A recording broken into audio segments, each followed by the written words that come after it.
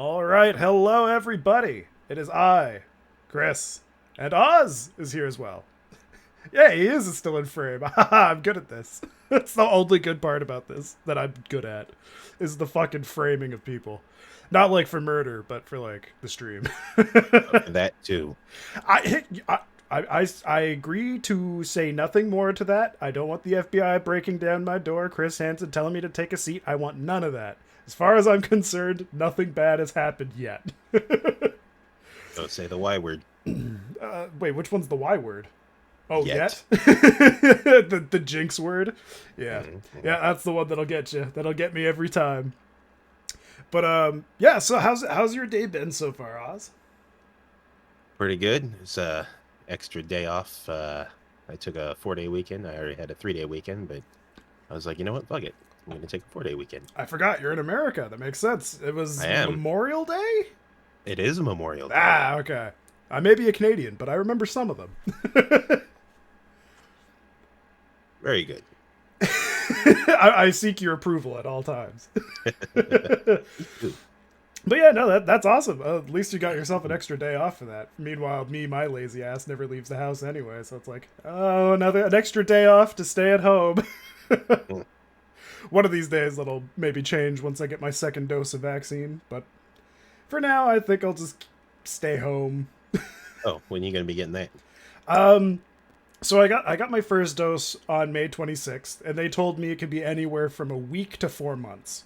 So they gave me a pretty big open window on when they're willing to actually give me that vaccine.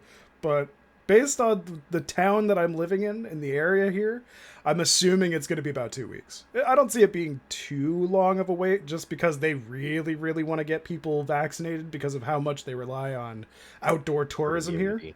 Oh, yeah. They don't really care too much about the community. Trust me, they fucking hate us. If they could flatten all of this and turn it into one big national park, they would. But yeah, we rely so heavily on like the actual like hiking tourists, the ones that want to go up to Whistler and stuff like that. So having everybody vaccinated for the outdoors is a big like, hey, a big billboard that's like, hey, you could come here and maybe wear your mask depending on the place that you go. Versus some of the other places where it's like Toronto, it's like wear your mask or get fucking killed. we'll hang you by your schmeckle because you're not putting on your mask because Rob Ford's a fucking idiot. Rob Ford is basically our version of the blonde guy from Britain. I forgot his name. The one that kind of looks like a more sober Gary Busey. Boris, I think it's Boris Johnson? Boris Johnson. Yeah, him. Yeah, he's kind of like him when it comes to the overall understanding of how pandemics work, where he's mostly talk, no action. So hopefully that'll start changing. Hopefully. So yeah, I was actually going to tell you a brief history of Darksydephil, wasn't I? Yes. See, I'm going to use share his. it with the class. I'm going to use his name for clickbait, even though I don't necessarily want the views that are associated with him, if that makes sense. Like, Yeah. he is.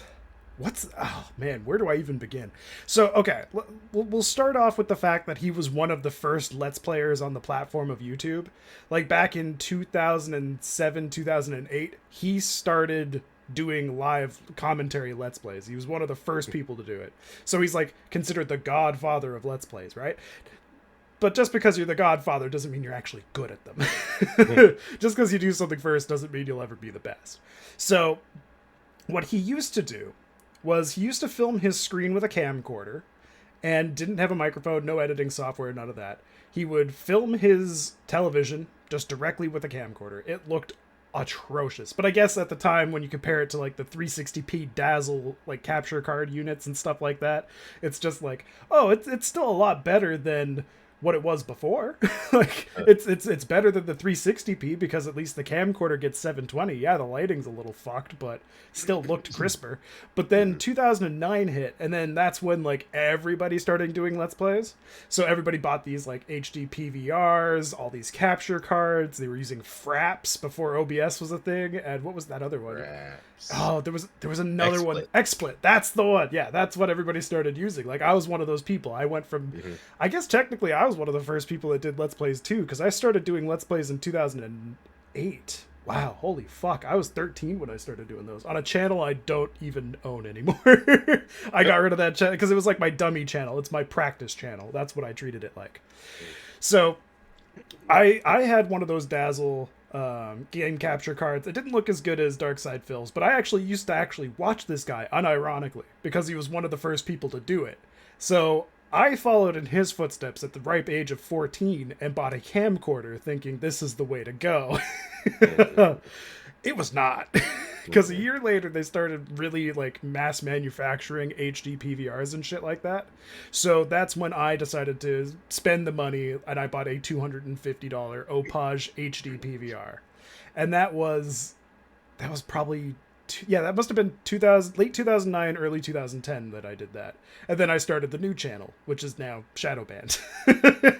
So, essentially, I decided to break off from what he was doing because there was a lot more successful people like Rooster Teeth, Inside Gaming, Machinima, all the creators that they had. Everybody was doing it this way, so I followed in those footsteps. After a while, Darksydephil finally decided to put some money into it, and he decided to get an HD PVR and actually stream direct capture. And he gave some bullshit excuse that because he was capturing it with a camcorder, he avoided any copyright infringement, which was untrue. So it was just his way of pocketing money that people were giving him to avoid upgrading his system. So this becomes a pattern pretty quickly. So as time goes on, he realizes that he can basically monetize everything in his life, like to a weird degree. So like for instance, he used to have some friends, and I emphasize used to because of his fucking behavior. He used to have some friends that would work with him on sketch shows. I think it was called Ep.7. And this is where the rabbit hole really starts to fucking begin. I went through like a 5-hour documentary about him last night. Jesus. And I couldn't stop watching it. It was like watching a train wreck in slow motion. You get to you get the play-by-play on how he managed to fuck everything up in his life.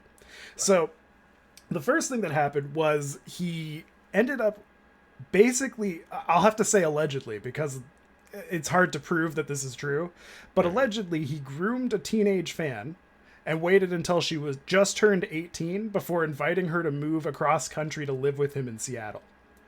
So she did. She moved over from Connecticut where he lived, and he moved over to Seattle. And he brought her with him. And because she had no job or anything like that, he was the breadwinner. Everybody had a little problem with him, talking to somebody who was 18 when he was 30. But that was because it came out that he was talking to her before she was 18 too, which would fall under grooming. And then somebody, I think, recently decided to get a cameo of Chris Hansen telling Darksydephil to sit down and why he has such a problem with sweaty men characters. You'll see why that comes into play later on. Okay.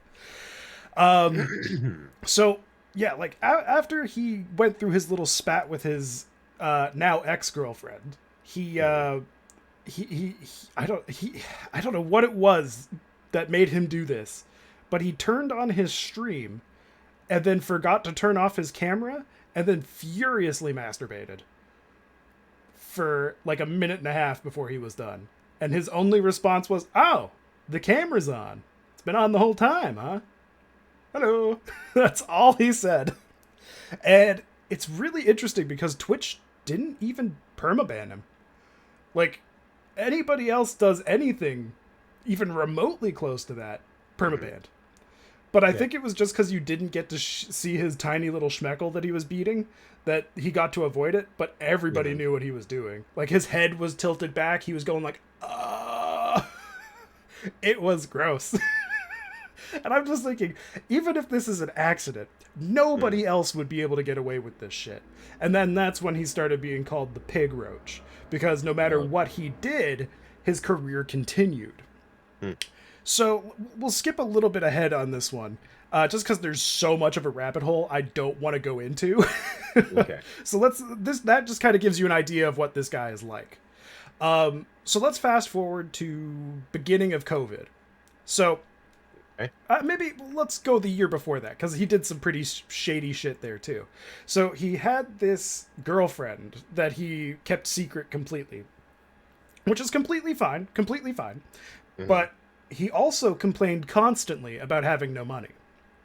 Keep in mind, this man Mm-hmm. made approximately $135,000 US per year, and he constantly complained about not having money and that you have to support him with tips. It's the only way he can get by, right?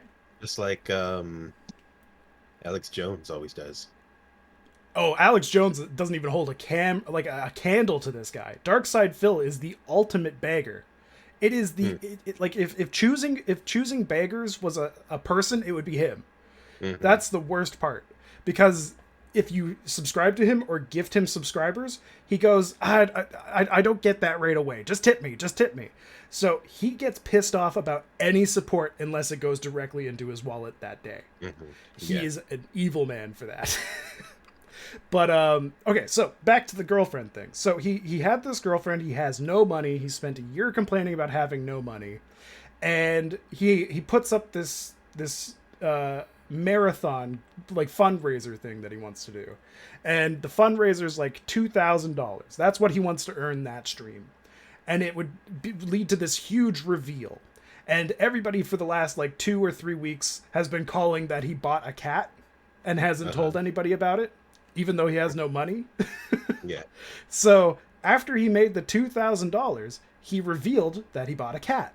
And everybody literally went, "We said you bought a cat, and you said no. And then you said, we'll reveal something super big this time." And he just revealed what everybody already figured out. So he made $2,000. After Yeah. that, he went to Connecticut. And in Connecticut, everybody already assumed he was going to marry his girlfriend of that time. Because what's a Mhm. better way to get a better tax rate than to marry somebody who doesn't make a lot of money? So he went to Connecticut, and of course, he gets married. Every single person called it. A guy who has no money, who complains about it constantly, went on vacation and got married. So everybody was pissed at him for that because again he lied. He said he was going over to visit his dying parents, Uh-huh. and it turns out they're not even sick. Yeah. So he got as much extra money as he could out of them. Mhm. And yeah, so essentially he came back, he got married, he has this cat, and he still complains about how he has no money, has no money. And it's like, well, how did you have enough money to do any of that other stuff that you did before that? Because he Mhm. claimed that he got this cat from the pound, even though the cat was declawed, which doesn't happen at the pound or anything like that. So you could tell it was from a breeder of some kind, or at least from a Mhm. legitimate place that, like, I don't know what the word is for it, but I guess like kennels them. Rescue shelter. Well, that's where he claims he got them from. But you could tell that it wasn't from a rescue. It was a kitten that they got from some sort of store, animal shop of Oh. some kind. He's just trying to make it downplayed so that it doesn't look like he tried to scam his viewers out of $2,000. Okay, so now we've caught up. This is essentially what Darksydephil is. He's a manipulator. He likes to play situations. He's not necessarily a great liar, but he still gets away Mhm. with it for some reason because his core audience still likes him for who he is, which I couldn't quite understand because his personality doesn't typically have any redeeming qualities. I've even sat through one of this guy's streams for 4 hours just to make sure that I'm not just being fed lies, right? I wanted to do my due diligence to not just be like, oh, I'm just piling on to this thing that might not even be true. I went to one stream and he begged the entire time. And when he got $100 super chat on YouTube, which is like I guess the same thing as getting like a big bit donation that equals like $100. I don't know Mhm. what that translates to because it's all in American money, so I have no idea. But he said, I I don't want super chats. If you're gonna give me money, give it to me in tips. He didn't say thank you. He didn't say anything polite about it. He just said, I don't want it that way. Give it to me this way. This is the only way Mhm. I'll take it. And he complained. And he even received like a $200 one like about an hour after that, and still the same thing. Not a Mhm. thank you, but a complaint. And I don't get it. It's starting to feel like he's just money laundering at this point. Mhm. Like there's something that just not doesn't add up. So that's just kind of how his personality is. So at the beginning of COVID, he like many other streamers probably noticed an influx of viewers just because of like COVID. Everybody's at home; they all want something to do. What's better Yep. than to talk to a streamer who can actually live speak back to you? So it's not something where it's like where it's like YouTube, where it's a comment section and you might get a response a year down the Yeah. road from a huge YouTuber. With Twitch, Hmm. it's a lot more interactive and personal, which is why I like it so much. Yeah, that's what drew me to it. I got into it way late though, but continue. Yeah, but you know what I mean. Yeah. And like, it's just interesting to me because, like, when he noticed that influx of viewers, they got a very instantaneous view of what this man was like. Because at the Hmm. beginning of the year, at the start of COVID, he constantly complained about his job of being a Twitch streamer, which is the most privileged job to have during a Hmm. pandemic. Being able to work from home and still bring in $10,000 to $15,000 a month is insane. Hmm. And it's not like the guy lives in the middle of buttfuck North Korea, where if you say one thing you'll get shot in the head if it's against the Almighty Lord, right? It's Hmm. he lives in Seattle, in a privileged gated community, with hundreds of thousands of dollars that he makes each year, Hmm. and he just couldn't stop complaining about how COVID has ruined his life. And it's like, what did it change? You spend 6 days a week in your pajamas playing video games, and you might go out once a week.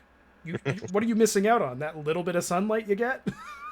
Like, I don't understand how you could be so entitled to think that you're the one suffering here. Yeah. It doesn't make sense. So you can already see like he has that pattern of selfishness where it's so this little thing has affected me and it's such a big deal, but then he can't empathize with others that have to deal with so much more. Like I specifically remember a time where he complained about how the people outside were doing the horns and the banging of the pots to celebrate the NHS workers, Hmm. and he complained about it. He's like, "Oh, they're ruining my stream. They're so loud."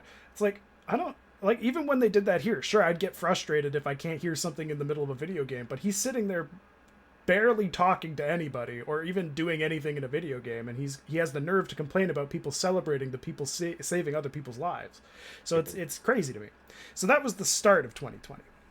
Yeah. Then in the middle of it, people noticed that he mentioned he played a particular video game. It was called WWE Champions. So it's one of those mobile gotcha games where, Oh. yeah, it's kind of like Bejeweled, and you can't collect cards, but they're all of wrestlers. Hmm. So he admitted to playing that, and I think early 2020 or late 2019, he was just like, "Oh, this is a mobile game I've been playing." So one of his what he likes to call detractors, or it's just, in other words, it's just somebody who doesn't like him. Oh, okay. So one of the people that really just hates him because of what he gets away with found his WWE Champions account, Hmm. and since 2019, he has put over $50,000 into that game. Wow.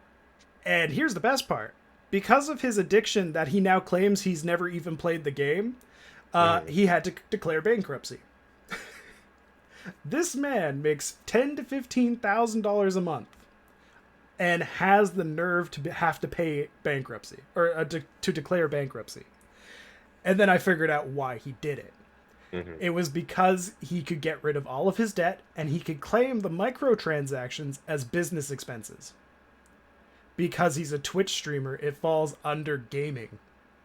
Wow. And I noticed this because in the documentary it didn't mention it. But I noticed that the influx in the amount of money he's spending on expenses matches the amount of money that goes into the WWE Champions account. Hmm. So, like, I'm assuming, like, if you were to do Twitch full time, you'd know what a business expense would be. You would know that it's like electricity bill could fall under it, an internet bill could fall under it, Hmm. certain subscription fees could fall under it, purchases of game consoles, games that would fall under it. So I would say the average person doing this type of thing full time probably has I'd say between 750 and maybe $1,500 worth of business expenses per month. Hmm. He claimed he had 5,500. So if you do the math on how much he's spent on that video game and divide it by 12, you get roughly $3,300. And if you take what I think is a proper estimate for the business expenses, which is about 750, let's say 1,500 as a high estimate, Yeah. it matches with what he's claiming on his thing, which is 5,500. And he even said in his bankruptcy call, my business expenses are like the purchase of video games, subscriptions. It could be microtransactions. And when he said that, that's when it clued into me. It was because he claimed his microtransactions that he would manage to get the bankruptcy. Because it looks like he's spending $5,000 a month on his career, but not his addiction. Whereas he wouldn't have gotten his bankruptcy if he put in his actual expenses and, noted that he's been spending $3,000 or $4,000 a month on WWE champions. So with him claiming it as a business expense, it actually made it so that he could get that bankruptcy, and $150,000 in credit card debt just goes away. So he cheated the system. Everybody thought this man was fucking stupid. He is. He is stupid. But he's not dumb. There's a difference between being stupid and dumb. And stupid can still be smart. It still can be. It just depends on in which way. And in this way, he managed to get past everybody that could have stopped him from being able to claim all of this stuff for bankruptcy. He got lawyers and stuff involved that made it so he could hide the fact that he shouldn't have gotten that bankruptcy. And he screwed America out of $150,000. How fucked up is that? Sorry, I went through that rabbit hole yesterday, and I wanted somebody else to have to deal with that pain with me. Wow. So isn't that, that's fucked. To be able to get away with that. And there's just always these loopholes that make it so that people like with his mentality, like with Trump, can have multiple bankruptcies and still find success. Like, this guy got bankrupt, and then because he got bankrupt, his chat felt so bad, they've donated another $50,000 since his bankruptcy. Like, this man makes so much money. He lost his Twitch partnership too because of his hateful slurs, because he likes to use derogatory terms for like I don't know how to, the F word, but for gay people. He likes to use that one. I don't know how to, the British bundle of sticks, as they would call it. Yeah. Yeah. So he liked to use words like that. And of course, when he finally gets called out on it, he's just like, I've never done anything like that. Hard cut to a bunch of clips where he says it. He's even said like the N-word on stream, and he still hasn't been banned. It's insane. So he lost his partnership, though. That's at least something. But ever since he lost his partnership, he needs $400 a day in donations. And a day? Yeah, and he gets it too. More often than not, he'll get between $200 to $1,200 in donations a day. And that is fucked. Because the people that are giving him this money, majority of them do have issues. They have something that has I don't know how to say it without sounding too mean about it, but they clearly have something mentally not completely there. Is about as nice as I can put it. Like, you can notice it in how they talk and how they interact, and just the way that they're very emotionally, almost too emotionally invested in this person they've never met. It's kind of like, when you know that new John Travolta movie that came out where I think it was called Fanatic, where he looks like this really crazy short hair guy. Yep. Some of them remind me of that, in terms of their overall demeanor. And you can tell that they got their stimulus check and just gave him the check. Those denominations are what it typically looks like. And he knows that. Everybody watching them knows that. The people that donate know that. And it's just really interesting to watch. If there's ever a psychologist Gamer, what's his name? Gamer.gg, the one the Healthy Gamer, that one, the Twitch streamer Healthy Gamer. If he ever took the time out of his day to just do a deep dive on Darksydephil, I would love to see what he comes back with in terms of a psychological standpoint, because I honestly just think he's a narcissist. That's all it is. I think he's just a narcissist, a greedy narcissist, and he'll always be that way. It's just kind of how he is. And I would just be more interested in seeing what like an actual psychologist would think about it. Like, is there more to it than what we're seeing? Is he more conniving than we think he is? Or are we just blowing this way out of proportion? It's just all a huge coincidence that everything is stacking up the way that it does. I don't like coincidences because they can't really be explained too often. But when you have so much evidence against you that seems to work in this very neat little timeline that everybody's created, you start to notice that pattern. And when there's patterns, that eliminates coincidence. Yeah. Yeah. So yeah, I just thought that would be fun to go on a little deep dive and bring you, somebody who has no idea who this man is, into the fray, as they would say. Yeah, I'd never heard of this guy. And I would have been okay having never heard of him. I think Yep. I think I would have been just fine. Yep. But now I'm in it. Now I know of this guy. Yeah, like honestly though, I think awareness of this man is probably for the best though. Like because the more eyes that are on him, the harder it is for him to keep up that act. Yeah. And honestly, with everything that he's done so far, I want that act to be over with. Like toot sweet. Toot sweet. But yeah, no, that was my my little spiel that I wanted to go off on. How did you end up going down this rabbit hole? Like, what was it that reminded you that you're like, oh, hey, I remember this guy. I wonder what he's up to. Or how? So this is where the YouTube recommendations page is a problem, because somebody did it's a video called Down the Rabbit Hole, and it's made by these guys that always go with like the rise and falls of certain YouTubers. And it was like a 45-minute documentary on Darksydephil. And then I was just like, oh, yeah, I remember that guy. I used to watch him when I was like a kid, 10, 12 years ago, something like that. Yeah. And it was when I watched that it recommended me another one. And I was just like, oh, there's a 2-hour one. Okay, sure. And it didn't even include anything that the previous guy talked about. So it was just another 2 hours of new information. So my brain was just like, what the fuck? Huh? That's what my brain was doing. And then as soon as that one was done, it recommended me another one, which was 3 hours and 35 minutes. And all it talked about was just the 2020 shit that he did. And it was bonkers. The shit that he got away with, just, it made no sense whatsoever.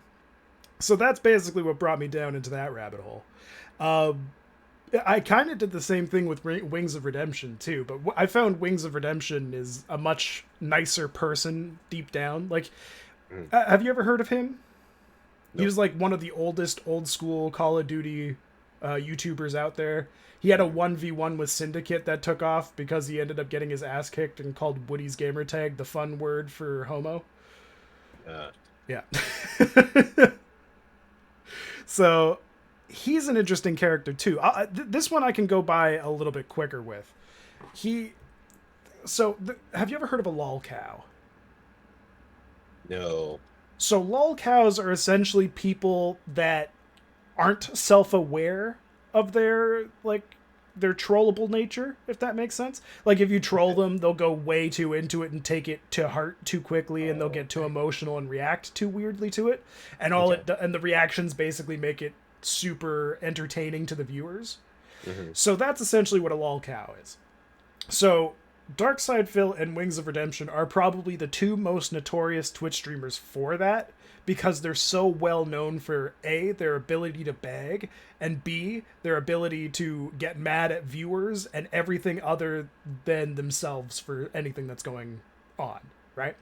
So Wings of Redemption has calmed down quite a lot now, but he actually got help. Like, he got medication for his mental problems, which was bipolar disorder. Or at least I think it was bipolar disorder. He was very sporadic with his emotions is probably the best way to put it. So they put him on Lexapro. So he calmed down a lot. Like, he doesn't overreact too frequently now. Sometimes people will just snap, and that's just how it is, and they get mad. I mean, everybody does it. But back in the day, if you laughed in his chat, he would ban you. Like, that's the type of person he was. He wasn't doing well in a video game and you criticized his gameplay, you're banned. That's how hot-headed he was back in the day. And he's definitely improved since then, but he's known for using the N-word. He's known for using homophobic slurs. He had a dog named the N-word. Yeah. Yeah, this is the type of mentality you're dealing with. He is from the South, and he was raised by his grandmother, who was an uneducated racist. He even said so. So it was just kind of how it tapered into him. Like he's not racist as much now, or at least he doesn't seem to be. Like he seems like since he's gotten his head more balanced, he's able to think through those things a little bit better and not just jump to what his parents or grandparents would say.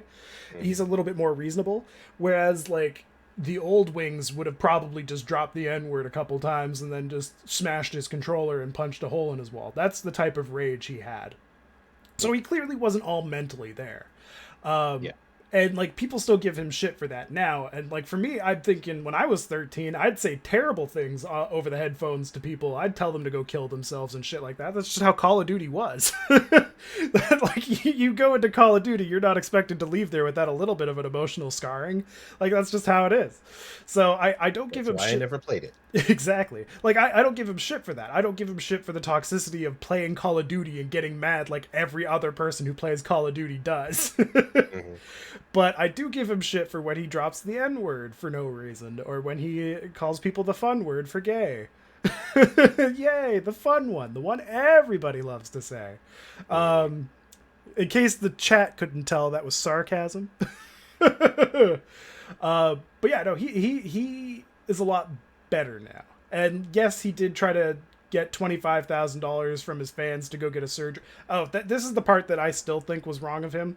So he told his fan base that if he received the $25,000 in donations, he would go get his stomach surgery because he was 460 pounds. So he wanted to get the gastric sleeve. Mm-hmm. But instead of going to the doctor that he said he would go to, he went to Mexico where the surgery was only $7,000. So he pocketed the rest of the money and bought a Mustang. So, of course, his chat was pissed because they thought, hey, why didn't we just give you $7,000 then? Why did you make us give you $25,000 for you to lose your weight? And then, of course, he was just like, oh, I just found this. This ended up being better. They told me I had to lose X amount of weight if I wanted to do it here. It was just excuse after excuse after excuse. All he really had to do was own up to it and be like, yeah, sorry, guys. I saw this opportunity to do it this way, and I thought, hey, car. I feel like that would have went a little bit better because then at least people got an apology and he acknowledged that he did a fucking shitty thing. But he didn't want to do that. Well, I got no doubt that wasn't planned from the very beginning anyway. Yeah. Oh, it definitely was. It 100% was because it's hard to set up surgeries. So if you're able to set one up in like a month that quickly, he clearly had it all pre-planned anyway. So I'm not going to go too deep into that little bit of a rabbit hole. All I know is that he's a lot nicer now. He failed the surgery, which is another reason people didn't really like him, because instead of just working out every day and eating the diet that he was given, he went straight back to eating like Wendy's, and he went back to eating like all these fast food meals because he doesn't know how to cook. So he gained all of his weight back. Well, not all of it. He went from 460. He said he's about 370 now. So he's about 90 pounds down from where he was before. But this coming from a guy who was fatter than he was at his biggest. I can tell you right now, I never even once thought about getting the gastric sleeve. And I was addicted to food. Like it was like my only crutch that I had going for me. Then I developed a smoking habit, and that made it real easy to quit food. I'm kidding. That's not how it worked. I actually lost the weight before I got a smoking problem. So, anyway, yeah. So when he says to me, like, to people like me, oh, I couldn't lose the weight on my own. I needed this surgery to lose the weight. I'm thinking to myself, bitch, I was 520 pounds. And I didn't get no fucking surgery, and you're telling me you can't lose the weight? That is bullshit. That is all in your head, and you just don't want to put the effort in. That's all it is. And he just won't acknowledge that. And I think that's why people pick on these two so much, is because everybody knows what they did wrong. Everybody tells them what they did wrong. But because they're so narcissistic, they're not willing to admit that they did that thing wrong, because it would be too much of a blow to their ego. Yep. And we all know how ego works. It influences way too much, which is why I'm glad I don't really have one. I seem like I do, but I'm just chill with who I am. I don't know if that means I have a big ego or not. I'm just fine being in my own skin. I don't know what that falls under. More rare than you'd think. It's rare, really. Yeah, it shouldn't be, but it is. I will It's just say, not really widely spoken about. No one really wants to talk about it. I guess so. Like for me, I think I only felt comfortable in my skin after high school. Like Okay. that's where it finally kicked in. It was just like, yeah, I don't really give a shit about anybody's opinions anymore. And then when you finally start making YouTube videos and you get told to kill yourself almost every day, you start to realize, oh, it doesn't fucking matter. Oh, all right, cool. Yeah, all right. Well, I'm just gonna be comfortable being who I am. No matter what I do, you can't please everybody, and that's, I think, where I learned that it's impossible to please everyone was because of YouTube, where I would change one video because somebody commented something, and then I would change how I edited it the next time, and then somebody else would complain, and then I realized after about a year, it's like, oh, okay, I'm done with trying to please everybody. I'm just gonna be myself, and if people like it, they like it. If they don't, they don't. And that's why I'm a cunt. Yeah. Did you ever have that feeling? Yeah, yeah. I think I got that. Well, let's see. I think it was actually when I started working as a machinist, and you work with these old guys in these blue collar shops who can be a little man. I'm not even sure how to describe them. Are they kind of like Uh, those old dudes in a sauna? is what? Are they kind of like the old Oh, guys that you see in the sauna? Where they're just like, ah, who cares how low your balls hang? Just get over here and sit down, have a schwitz. no, it's more like they're constantly the dishing out of like like making fun of and picking jokes and all that kind of Oh, stuff, and you just they're roasting like each other. yes, Yeah, roasting. okay. Yeah, Yeah. that's what it is. Like That like made, when yeah. I called you fuck, what was it, I don't Oh. know. Well, how was your Oh, I remember you saying it too because it threw me off of how eloquent it was. yeah, it was Oh, I know. Was it? Did it end with fuckbag? yeah, I think it was fuck bag, but yeah, like that. Oh, You know. yeah. There was like a whole sentence that led into it very perfectly. I remember it being like a 5-word sequence that just made me go, "Oh, I'm gonna be friends with you." It That's I was think like what it you made me think. like derelict piece of fuck bag or That's it. something like That's that. it. Yes, Yeah, you derelict piece of fuckbag. yeah, that was it. Yeah, that's That it. was right. That was a good one. That threw me off. The derelict is what really put the nail in my coffin. I was just like, oh, oh, I've been served. Yep. Yeah, it was a guy I used to work with. His name was Bill, an old welder, and he sharpened my wit to the razor's edge that it is today. And Ah, man, he knew how to cut deep, but it I don't know. It was never really, man, it's hard to explain. It's been so long since I was like in those shops and stuff now. But like we're just fucking with each other. yeah, yeah, Like yeah. like I don't actually think that I don't actually think that you're like a worthless derelict fuckbag, but you're a worthless derelict fuckbag. I mean, Yeah, like you understand the distinction? yeah. It makes It's sense. It uh, does. it's like when your friend says it versus your bully. Like Yeah. it's the intent behind it.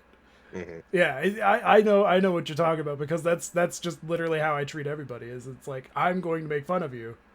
You can make fun of me all you want. I'm just let's take it to this step ahead and see who can hurt somebody's feelings the fastest. And then because it's you and your friends, you're just like none of it actually hurts my feelings. It's actually just really funny. Yep. In fact, here, let me find an image that that entertain the people for a minute. I'm Oh, googling. okay, I could do that. That's no issue. Uh, so okay, I guess I have a question that involves. I guess thin skin and society. Do you think like the new age society, the skin is becoming too thin and everything's becoming too offensive and people are being too vocal about how offended they are about everything? Um, yes, but probably not in the way that you're thinking. Okay. Do you mind if I elaborate on what I think and then you can correct me to what you think it is? Yeah, So like go for for it. me personally, like comedy has always been a big thing for me. When I was growing up, I always watched Robin Williams, and it's what made me want to get into acting and voice acting and comedy. Mhm. Specifically that gentleman. What a great comedian. What I've noticed is that ever since, I guess you could say, quote unquote, the woke generation kind of started happening, people are becoming too afraid to push the boundaries of comedy, like to move. Yep, that's a good photo. I would put it on stream, but I don't know if Twitch would flag me for that one line there. Oh, I love it though. That's good. But we'll put it in the meme section of the Discord. But Yeah, yeah, yeah, that's yeah. that's how it is. That is That's exactly how it completely is. correct. 100%. Mhm. Um, what was I saying? Oh yeah, okay. So for me, the woke generation basically made it so that cancel culture has become so prevalent that if there's any, like, even like a remote chance that it could impact a company or a place of work or anything like that, the company will just get rid of you immediately because they don't want to deal with the backlash, and it's cheaper to give you a settlement than it is to lose out on whatever backlash is coming from that cancel culture. So maybe I Mhm. guess my question wasn't necessarily is people's skin getting too thin, more so are people too entitled to think that their opinions should ruin other people's lives. Like I would get it if somebody went out on the street and just started blaring the N word and protesting uh, like black people don't exist, black lives don't matter. Like if somebody went on the street and started doing that, I'd be like, okay, I get it. That's not funny. That's not even a joke. You're just a douche. You kind of Mhm. deserve to be canceled. But if somebody tells like a raunchy joke, like I can't even think of one off the top of my head, but if somebody made like a stereotypical or a racial joke that wasn't like hate driven, like you can make stereotypes about black people having huge dicks. So there's bound to be one person who gets offended by that, and that's usually the black guy who has the small dick. But my point is like you could make good racially like racial epithet jokes where it's playing on a positive stereotype versus a negative one. And because you're still stereotyping, there is still a group of people that'll be like, this is racist. I want you canceled. And they will go out of their way to message everyone, everything, sponsors, your network, your job, doesn't matter what it is, until you are fired. And I think that's where the line is very muddied. I think there needs to be a clear line in the cancel culture where if the guy is like Bill Cosby and he ends up being confirmed a confirmed rapist, then yeah, cancel the guy. But if there's a situation like there was a situation in the States where this guy was accused of being a rapist by his girlfriend at the time and served a year in jail, then they found out that she lied about the entire thing and she only gets a month in jail. I think that she should get a whole lot more of a punishment for that. But I feel like cancel culture already ruined this man's life because now he's always going to be known as that guy that raped somebody. He's not going to be known as the guy that got accused of being raped because what gets people's attention more? Negative press. So because it's outside the norm, people will have read his story on that versus the story of him being cleared of that. And because of how cancel culture works, it's guilty until proven innocent. And I think that's the problem that I have with cancel culture is that it has too much power and it's power given to people that shouldn't have it. If that makes sense. Like I don't personally think that if let's say hypothetically you were to call me like the anti-homo word. I don't know how to say it. Like if you were to call me a homophobic slur and I went to your place of work and I was just like, this man deserves to have his life ruined, but you were just like joking around with me and it just kind of slipped out. I don't think you should lose your job and your livelihood for that. But if you like put on a white hood and chased me with an upside down cross while it was on fire, I feel like that should be enough to get you kicked out, if that makes sense. Like there needs to be more of like a line drawn in the sand instead of it A bit more being, scrutiny. yeah, like it's just, it's too all over the place that people don't know what is and isn't okay. So in the world of comedy or streamers or anything like that, even if they make a little mistake, it's cancel time, baby. Whereas it's like, did they mean that mistake? Was that their intent? Did it just, was it a word slip? People have word slips all the time. Look at Sweet Anita. The fact that she even has to worry about saying the N-word because of her Tourette's is beyond me. If she drops it, are people going to cancel her?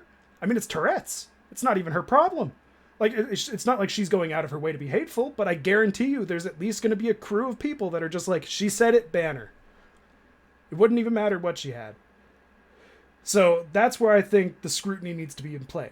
Because context matters, intent matters, and the people that always do this cancel culture stuff don't think it does.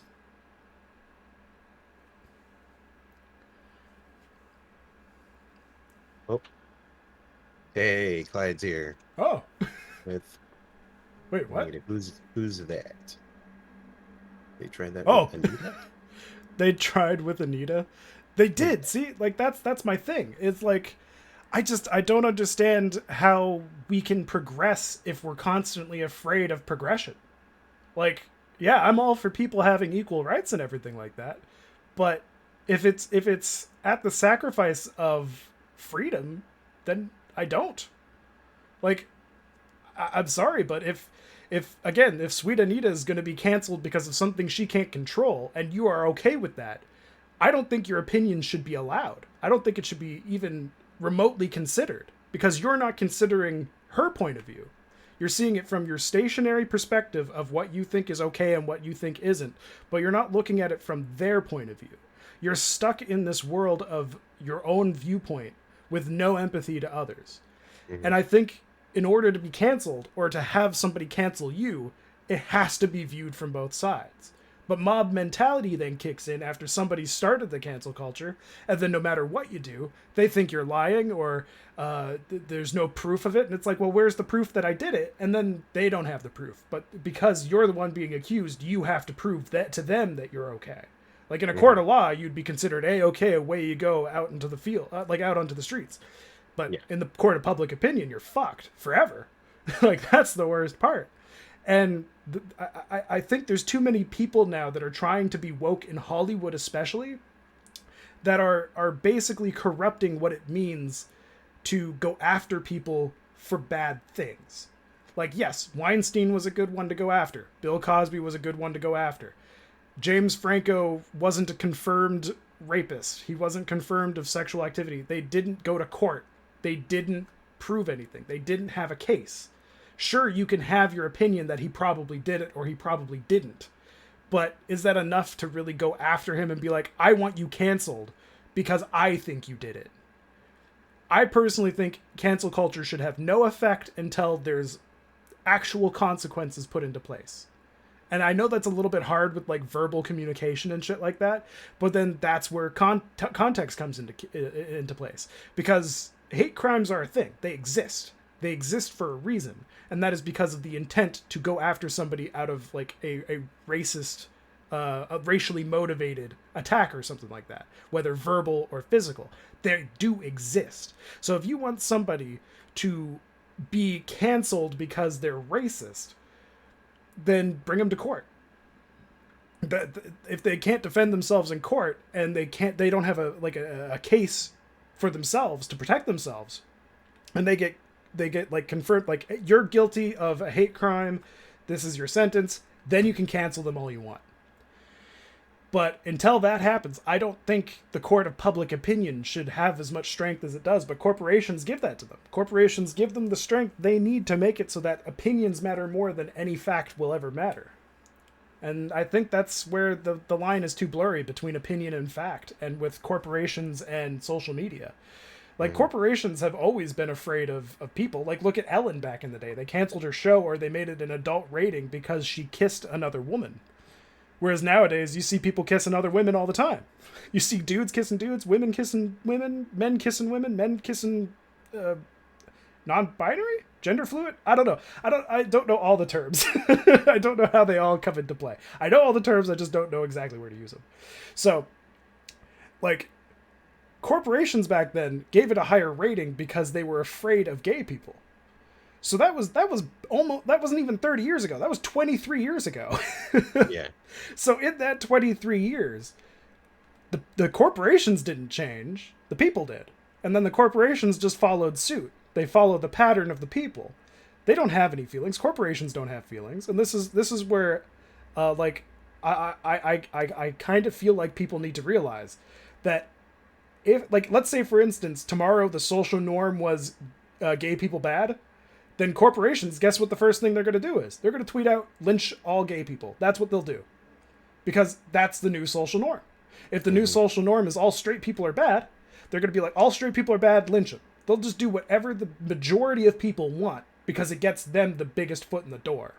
Mm-hmm. So corporations are the worst people to ever deal with because they're only in it for the money. So cancel culture works with them because in a justice system, you require evidence. In a cancel culture system, you just require a loud voice and a no-nonsense son of a bitch to yell at them. Yeah. So that's why I think people need thicker skin. Because, like, I don't think my opinion matters that much. If I were to send a tweet to Nike and be like, this person said this, cancel them, I don't want them to actually listen to me. Stick to being a corporation and just taking my money and not listening to me. Activision's really good at not listening to its customers. Look at how shitty Warzone is. Be like Activision. Steal the money for the CEO, fire 800 people, and just pocket everything else. Broaden slander libel laws in the US. You can't get away with most of this stuff on other country soils. Canada has better ways of punishing the cancelers. Yes, exactly. Broaden that. Slander and libel laws. See, that is something I haven't seen, like, at all. I've heard it's specifically because with the previous administration, a lot of those, libel and slander laws were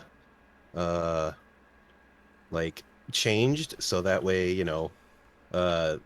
they actually changed it because he really hated being critiqued. So he made it so it was easier to sue people for libel and slander because he didn't like all the mean people making fun of him on Saturday Night Live and in these mean articles.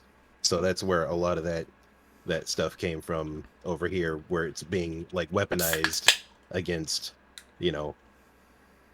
people who are speaking out against, all the shitty things that shitty people are doing. Now all these shitty people have all these protections that the shitty person in charge put in place, and so now we're dealing with trying to get that back under control. But there's other shitty things that are going on that kind of take precedence. We got to make sure that people aren't, dying of a pandemic and stuff. So it's just the last year just threw like a wrench into any type of like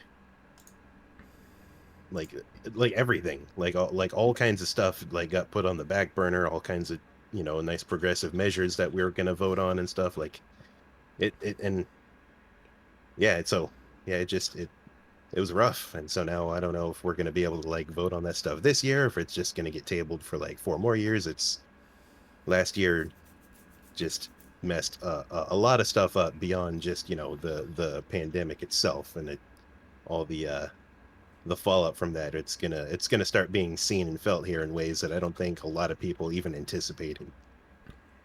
Oh, probably. I wouldn't be surprised though if those motions start being brought up. I would probably say not this year, but probably like middle to end of next year, once like everybody's been vaccinated and everything's starting to look more mellowed out. Until everybody's been vaccinated though, and like even like with India and stuff like that, once the world starts balancing out completely, then I think they can start focusing on the push for whatever motions they wanted to do, whatever promises they wanted to keep.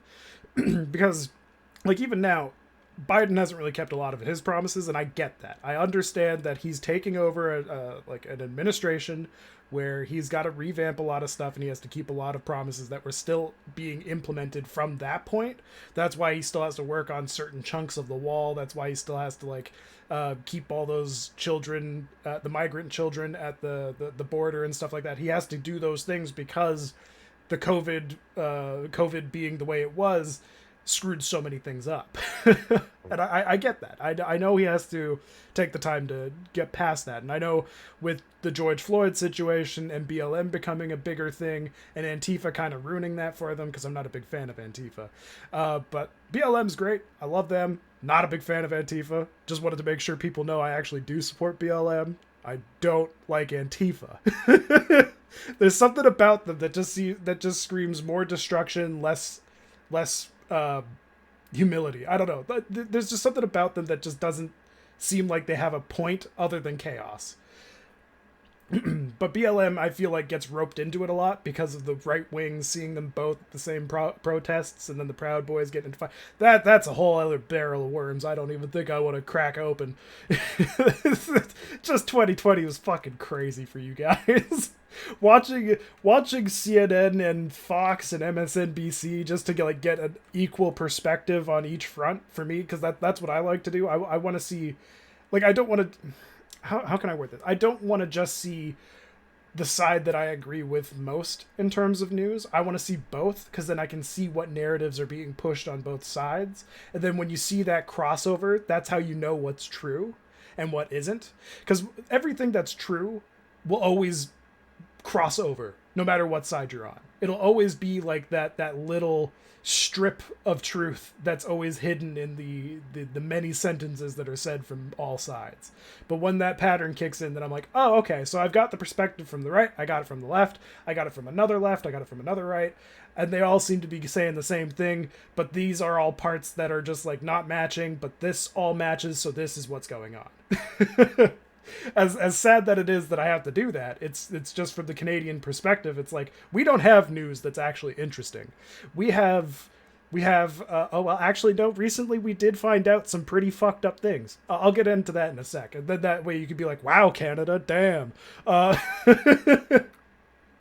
where was I going with this? You want to see neither? Fair enough. I was just along for the ride while we went off on this tangent. I'm not sure where it even started from. Oh, I don't either. I never know. When I go back and I edit my videos, I'm just like, how did I get to this point? And then I watch back and I'm like, I still have no idea how I got here. It's watching that train wreck, but then they ended up going back onto the railway on the other side of the wreck and then continuing their journey. That's how my brain works. But yeah, so, oh man, all right. I don't remember what I was talking about, so let's just move into Canada's fucked up news. So Canada, as an American, you probably don't see our news pushed a lot the same way we see your news pushed to us. So basically, as an American, Canada just simply exists. As far as my understanding goes, Canada is just Linus Media Group, and I assume other people live up there as well. Sort of. We're close to the border, most. Oh, and there's French assholes over on the east side. Yeah, I agree. Nobody really likes them either here. We can just consider that a separate country anyway, because they desperately want to be. Yeah, Clyde's right about that, though, if you have the chat open. Where it's pent up thoughts of current events all balled up in one incoherent thought. That's pretty much it. But with specifically BC news, because I live in British Columbia, with BC news, it is the most pathetic news ever. They'll be like, and here we have a Trump protest, and it's 4 people standing in front of Trump Tower while 2 people are honking at them and they're holding up their cardboard signs. And I'm like, wow. This is really sad compared to America. Our protests have 5 people. You guys have people being trampled, pepper sprayed, huge riots happening. It's a hard cut to Canada. It's just down with Trump. It's just 5 grandmas holding up signs while people honk at them. I'm like, this is so peaceful. This isn't entertaining. No wonder nobody watches Canadian news. So recently, though, I don't know if you have those in the States, but have you ever heard of a residential school? They might be called something else over here. So explain me what that is. Okay, so if I'm not mistaken, residential schools in BC, or I guess in Canada, were schools that forced Native children into education that was being forced upon them from westernized viewpoints and basically belittling and removing their culture from it. Okay. So yeah, and we're a young country, right? So yeah, those residential schools lasted from, I think, the founding of our country till 2006. They were here up until 2006. Wow. Yeah, like, I mean, it was different areas had different schools longer than some others. The last one in BC, I think, was like 1990s, something in there. Mm-hmm. So around the time of the more woke beginning, where it's like, oh, you're a person. You're not different because of the difference in our skin color or the sexuality or that you have or anything like that. We started being more open to things. Mm-hmm. So there's this place in BC called Kamloops, and they found 215 children's remains at the residential school that closed there in 1978. Not only were the kids' remains there, the parents, the grandparents, the aunts and uncles, they found remains of everybody. So, you know how you guys have BLM? Mm-hmm. Yeah, we don't have that here. Our minorities are the indigenous people. And it's really, really fucked up and sad just to see what has been going on. Like, for me, I try to stay away from this type of news just because it triggers me. Because from my perspective and my viewpoints, I've always thought of people as just people. If I see you, I don't think, hey, a black guy. I think, hey, a guy. Or whatever pronoun they go by now. Like, it's open to interpretation. And I'm hoping when people see me, they don't just go, ugh, a white guy. I hope they just go, oh, a guy. Or whatever they think I am. Jabba the Hutt. Somebody call Han Solo. But, like, for me, seeing that stuff happening just because of their culture or because of skin color or anything like that bothers me. Like, the same thing happens with China and the Uyghurs. I can never pronounce the name. But where they're putting them in death camps and all that just because they don't fit the norms of China. And I as somebody who's German, my family history has a lot of that death train shit in my genes. I don't like it. I don't like that shit. I was bullied for it relentlessly for years, decades, that I was German. So when I see shit like that, it bothers me. So when I saw the residential school remains in Kamloops and I heard about that, that pissed me off because it shouldn't have happened. It should have never happened that way. Canada's supposed to be this nice place. Canada's supposed to be known for being polite, and then here we are putting people into schools. It's like putting them into a socially acceptable death camp. That's essentially what residential schools are. Mm-hmm. And it's weird that, like, as a Canadian, I was raised here. We had schooling on it. We never got taught about them. Oh yeah. We were never taught about the culture of indigenous people. We were never told what tribes lived near us. Like, what maybe tribes is the wrong word. I don't know. But we don't know what organization's the wrong word too. I don't know what to call it. But like the Mohawk tribe. Oh, it is tribe. But we don't know what is around us because we're not taught it. Mm-hmm. And when it comes to things like residential schools, I think we should have been taught that, because as kids growing up, I think we would have a new appreciation for what indigenous people had to go through if they just taught us in school what it was like to be in one of those. Like, well, I mean, you know, we have that, you know, down here too, right? Because, you know, when we first got to this country, it already had people on it. Yep. That's why I was wondering if you have residential schools. No, we have reservations is what they're called, land reserved, and it's fucked up, and I'm no expert on it. I just know that well, I mean, obviously it's just the raw end of the deal all the way around, because, you know, we have like all the everything else, and they just have these little reservations, and it's if I'm not mistaken, not the residential school is on the reservation. I could be wrong about this, but I do encourage people that watch this on YouTube or anything to feel free to tell me in the comments. I'm more than willing to learn. I'll just be too drunk to Google it by the time I'm done this podcast. But yeah, that's why I was curious. Look up the specifics. Yeah, I mean, I would look it up, but I don't want to cover your beautiful face. Oh, yeah. But yeah, no, it's interesting because, oh my God, the Wikipedia still calls it an Indian reservation. Well, that's what it's called here. Oh, okay. I figured I thought we were done with that whole Indian thing. So We learned really early on that this wasn't India. It's kind of I actually got a question about that. So, okay, so let's say, for instance, we discover a place like America and we call the people that live here Indians. mhm. Why is that essentially offensive? Like, what makes that offensive? Is it because of the actions that happened when that first became a thing and they want to separate themselves from it? Or is it because it just over time, it just felt more offensive and more primitive? No, it's because aside from the fact that this wasn't India and they're not Indians, like that, like they this is their land. So like, you know, they are the Americans. That's what they are. That's who they are. They're Americans. Right. They're the native. Getting into a really complicated territory as far as reclaiming words and stuff. Yeah, I just feel like you should know that. I know. I'm just That's listening. yeah, I know. That's why I was like kind of googling it. But yeah, but yeah, so it's anyway. That yeah. Huh. Okay. Where was I? Because, like, I guess it's interesting to see it from a Canadian perspective because, like, I know it sounds super privileged of me to say so, but I've never seen why being called Indian was offensive. Because I never really thought of it as offensive to begin with.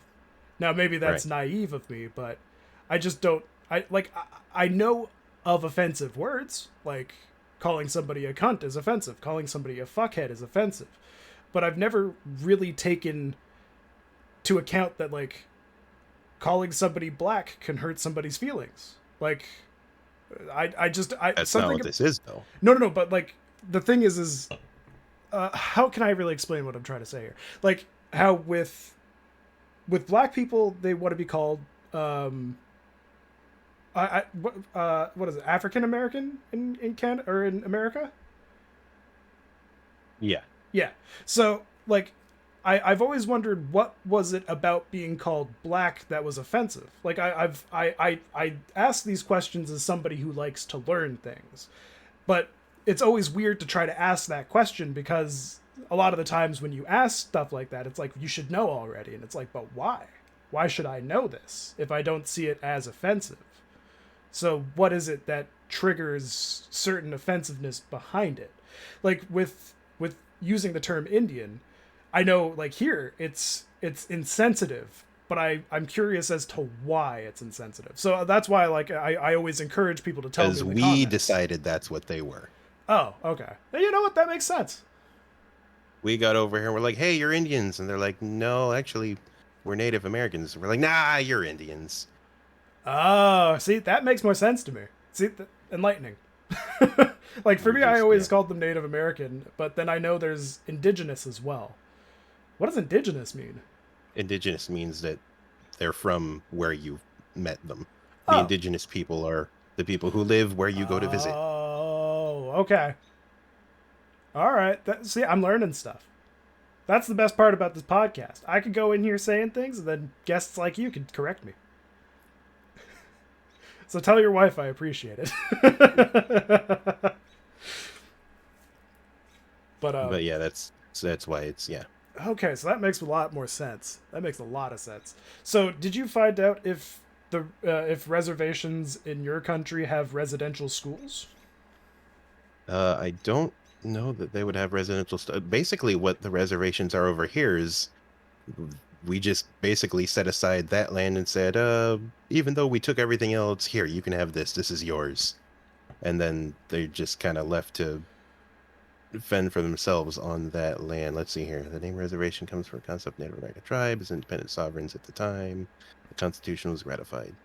Thus, early peace treaties often signed under conditions of duress or fraud, in Oh, which Native jeez. American tribes surrendered Oh my large portions of god. land to the U.S., also designated parcels which tribes as sovereigns reserved to them, quote unquote, reserved to themselves. And those Ah. parcels came to be called reservations. So the same thing literally happened up here, but we decided to give them a school that would abuse them and beat them and horribly, horribly destroy their culture. Yeah, the term remained in use even after the federal government began to forcibly relocate tribes to parcels of land to which they had no historical connection. Today, the majority of Native Americans and Alaska Natives live somewhere other than the reservations, often in larger western cities, such as Phoenix and Los Angeles. See, that shit makes me feel like really, really bad. Because, like, even though I don't do anything like this, I can still empathize with their struggles.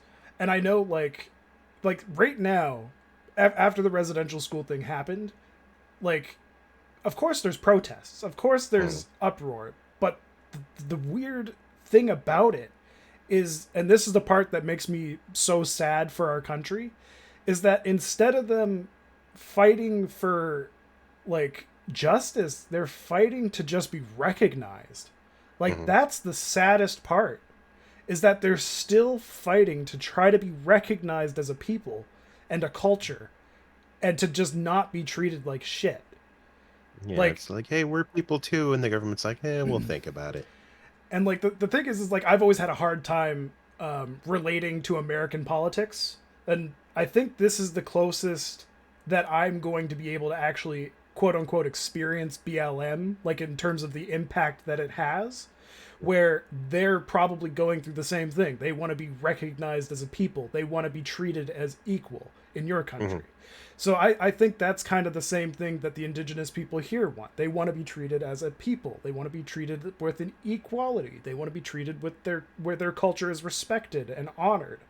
And this residential school thing, I think if it hasn't opened up people's eyes to a lot of the bullshit that goes on around different countries, like maybe I think the way I want to reword it is, a lot of countries in the world don't necessarily understand Black Lives Matters the same way America will, because a lot of the problems that stem from Black Lives Matter happened in America and are mostly exclusive to America. So when this shit happened here and I could see the impact in my own backyard and I can see people around me that are affected by it, and to get their point of view and their perspective on things, it really opens my, maybe not my mind, because my mind is usually quite open, but it opens my eyes to a point where I'm not just seeing what's straight ahead. It's removed the tunnel vision. That's the better way of putting it. Where It took the blinders off. Yeah, it took the blinders off, and it really made me see my surroundings in a way that I don't think I would have from just hearing it being reported on, if that makes sense. Like, I hear about the BLM reports, I hear about BLM protests, and other sides says riots and stuff like that, and I never really could fully empathize with it because I never could experience something like that. Now, don't get me wrong, my experience is very small in this bucket of fuck-uppery, but like, it's still enough to really make you think that even though Black Lives Matter isn't a thing here, we still have a culture that needs a movement like it. And in this case, it's the Native Americans. Although I think in Canada, we just call them indigenous. Would it still technically be Native American in Canada? It's part of the North American continent. I guess so. Yeah, I'm thinking of it more in terms of the actual, like, country and not as a continent. So yeah, so the like, just seeing that made me realize, like, even though we don't have BLM the same way America does, we have it with a different culture, and they need help too. And it's so sad that, like, shit like that happened as recently as the 70s, 80s, and 90s, even up into, like, early 2000s, and it was still considered okay. And, like, no matter how much of an asshole I am, no matter all the shit that I say, no matter anything that I do with that, I still feel for the people that lost their lives to shit that governments think is okay. Or that people even think is remotely okay to do to another person. Like, if I was a leader of a country and they said to me, yeah, so we're gonna just take these kids from this family and put them in this school, and then they won't be able to see them until they graduate. Yeah, we're gonna do that.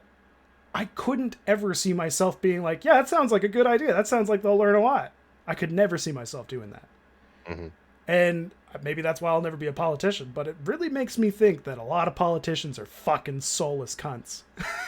Like, to let that happen for so long when people even knew it was bad. Like, up until 2006, that's fucked. That is so fucked. I don't know. I know I'm coming across as preachy, but sometimes it just needs to happen where you have to be preachy. Like, I'm not Ben Shapiro. I'm not going to try to tell you facts matter more than your feelings. Of course, I'm going to lean more towards facts, but what's more factual than what I just said? Like, it's every culture, every country has a group of people that needs help. Mm-hmm. I'm sure if I were to go to China, I would be one of those groups of people that need help. Because, well, actually, no.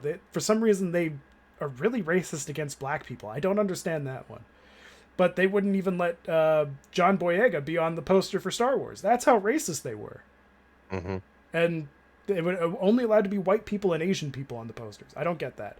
But, like, if I were to go to a place where white people are frowned upon, I would want help. I would want somebody to listen to me. I would want somebody to get me out of where I am. I would want programs in place and shit like that. And honestly, I don't think I would have gotten that same perspective as quickly as I did with the residential school shit happening. Like, Mm-hmm. oh, it opens your eyes a lot faster than like when that shit happens. It's like when a cold water gets poured on your face when you're asleep. You're up. That's essentially what that felt like. But for my morale, or like my moral I don't know. For my morality, Mm-hmm. yeah, I guess that would be the way I'd put it. Yeah. And it's just super sad. It's super sad. And I mean, I guess it's better that it's all coming out now, because then we can work on progressing from there. Mm-hmm. Like, if nobody found this shit, there wouldn't be any movement. There wouldn't be any fuel for that fire that they need in order to push and get the respect they deserve, if that makes sense. Yeah. They would still be fighting a fight that looks like it would go on for years or decades to come. But I think with this, and generally society being like, wow, I still can't believe you had those schools going up until then. What the fuck, guys? I feel like that's going to really change things up. And I hope it's for the better. I don't know how they can make it worse, but I'm hoping it's for the better. Governments are hard. Let's not ask that question. Yeah, I know. I saw the eye roll, and I was just like, I'm doing the same thing in my insides. I'm like, as soon as I said it, I was like, yeah, wait a minute. They can do everything worse. What am I talking about? They're the government. But yeah, no, that was Canada's sad news of the week. Wow. Yeah, pretty impactful, eh? So are they like investigating like They don't how have the to. bodies? Oh, that it's like documented or something? No, well, I mean, they know what happened at that residential school, and the abuse allegations and everything that fall from there. Those kids were murdered. Mm-hmm. So, the sad thing is the people that worked at that school at that time could still be alive. It was 1978, after all. Oh, that's what I mean. Is there an investigation to follow this? Are they going to start, looking for the people that? I think that's what they're fighting for. Okay, yeah. I honestly, with how the law works here, and I guess it's called the statute of limitations, I think. Yeah. That one's a tough one to push because it's almost 50 years from then. There usually isn't for any type of murder. Isn't there? I thought there was... Oh, I guess technically that's right. Murder doesn't have a statute of limitations. Mm-hmm. I thought it did for some reason. Actually, No. maybe Canada does. I kind of want to Google this real quick. Don't have a statute of limitations for murder, Canada. Come on. I really hope not. Murder. Canada? There's no statute of limitations on capital crimes. Okay. Okay, good. Yeah. That's better. That's literally just what I just read. Okay, so yeah, I'm hoping that means they're going to. Yeah, even Clyde tuned in with that one. But I just don't know because I never really think about committing murder, so I never really think about Googling it. But I'm really hoping that this will lead to an investigation, because and that's part of what makes this sad is you have to hope that it does. It's not just a foregone conclusion that it will. Exactly. That's the worst part. But if there isn't enough of a public outcry, then they just won't, which is sad. I will tell you this, there's definitely enough of a public outcry. If they don't do an investigation on this, they're basically spitting in the face of every Canadian that even spoke up. Like, the fact that I'm bringing this up on a podcast is because I want them to investigate this. I want this to be made aware. I want to use my platform to help people know that I know this is happening and I feel bad. I would like them to investigate it and figure out what the hell happened. And honestly, I just... I just don't understand how it could even be a maybe. I don't get that. I don't know how people can treat other people that way. Like, I get making fun of somebody. I get making jokes. I get that. I don't understand murder. I don't understand infanticide. I don't understand that shit. It doesn't make sense to me. Because, to me, words don't hold as much meaning as physical actions do. Like, you could call me a fat cunt all you want, and I would just be sitting here giggling my ass off. But if you came up to me, called me a fat cunt, and then stabbed me in the stomach and, you know, did something horrible, then I'd be like, ah, what the fuck? I'd be pissed. So it's that difference. The fact that we don't even know if they're going to take action is very annoying. It shouldn't be the case, and it's very fucked up. And I'm hoping that if they do an investigation, I want them to be as open as humanly possible about it. Transparent. Yeah, that's the word. Transparent. I want them to be as transparent as possible, because that will basically make it so that we know everything that happened there. So nobody can try to play dumb and be like, I had no idea what's going on there. I want people to have their eyes opened the same way it worked for me. I want them to sit there and just be like, oh shit, this is what's been going on under my nose this entire time? Or this is what has happened in our past. This is why Canada isn't as polite as everybody thinks. I want people to have that knowledge. So that way, if in 15, 20 years from now, they're in a position of power, their mind goes back to that moment and realizes, oh, I remember something similar to this. I want nothing to do with it. I want to fix this. That's why I feel like transparency definitely needs to be a thing here. It's like the George Floyd case, right? They were super transparent about everything that happened. It was put everywhere, and it was made available for everyone. I want that same thing for these kids, because it's going to be the only way that stubborn assholes that aren't like me, like the ones who are even more stubborn and bigger assholes than me, can sit there and finally absorb some fucking information in their life. Mm-hmm. They will investigate. This is the news MO. They will drag every dirty detail into your living room every night for the next decade. Don't worry. Okay. Well, I mean, see, in this case, I'm fine with that. If somebody stole a pair of shoes, I wouldn't give a fuck. But this is definitely different than something like that. And like Clyde was saying earlier too in the chat, that he was taught about like the native cultures. And did you mention something about being taught about residential schools? Most of the towns around were named after native heroes and cultural heritages. Don't know what changed. Okay, so he it doesn't sound like he was taught about residential schools, but he was taught more about their culture than my generation ever was. And I don't know, I think that should come back again. Like, instead of making certain courses in French, like, Canada's fucked, because if you're in French immersion, you do science in French and history in French. And the history in French really fucks things up because it's so dumb. It's just so fucking stupid. Ugh. Anyway, they should... Yeah, so that's how I learned history, in that was in French. The same with science. So it fucked me over for English. You speak the French? The French? Yeah, well, not as much as I used to, but I'm fluent. And this is a way, like, this is a... What was the word you used? Something like French infusion or some shit like that? French immersion. French immersion. What is that? So French immersion American. It's like advanced French class, where like how like you probably would have language classes like Spanish class and stuff like that. Half of our classes were in that language.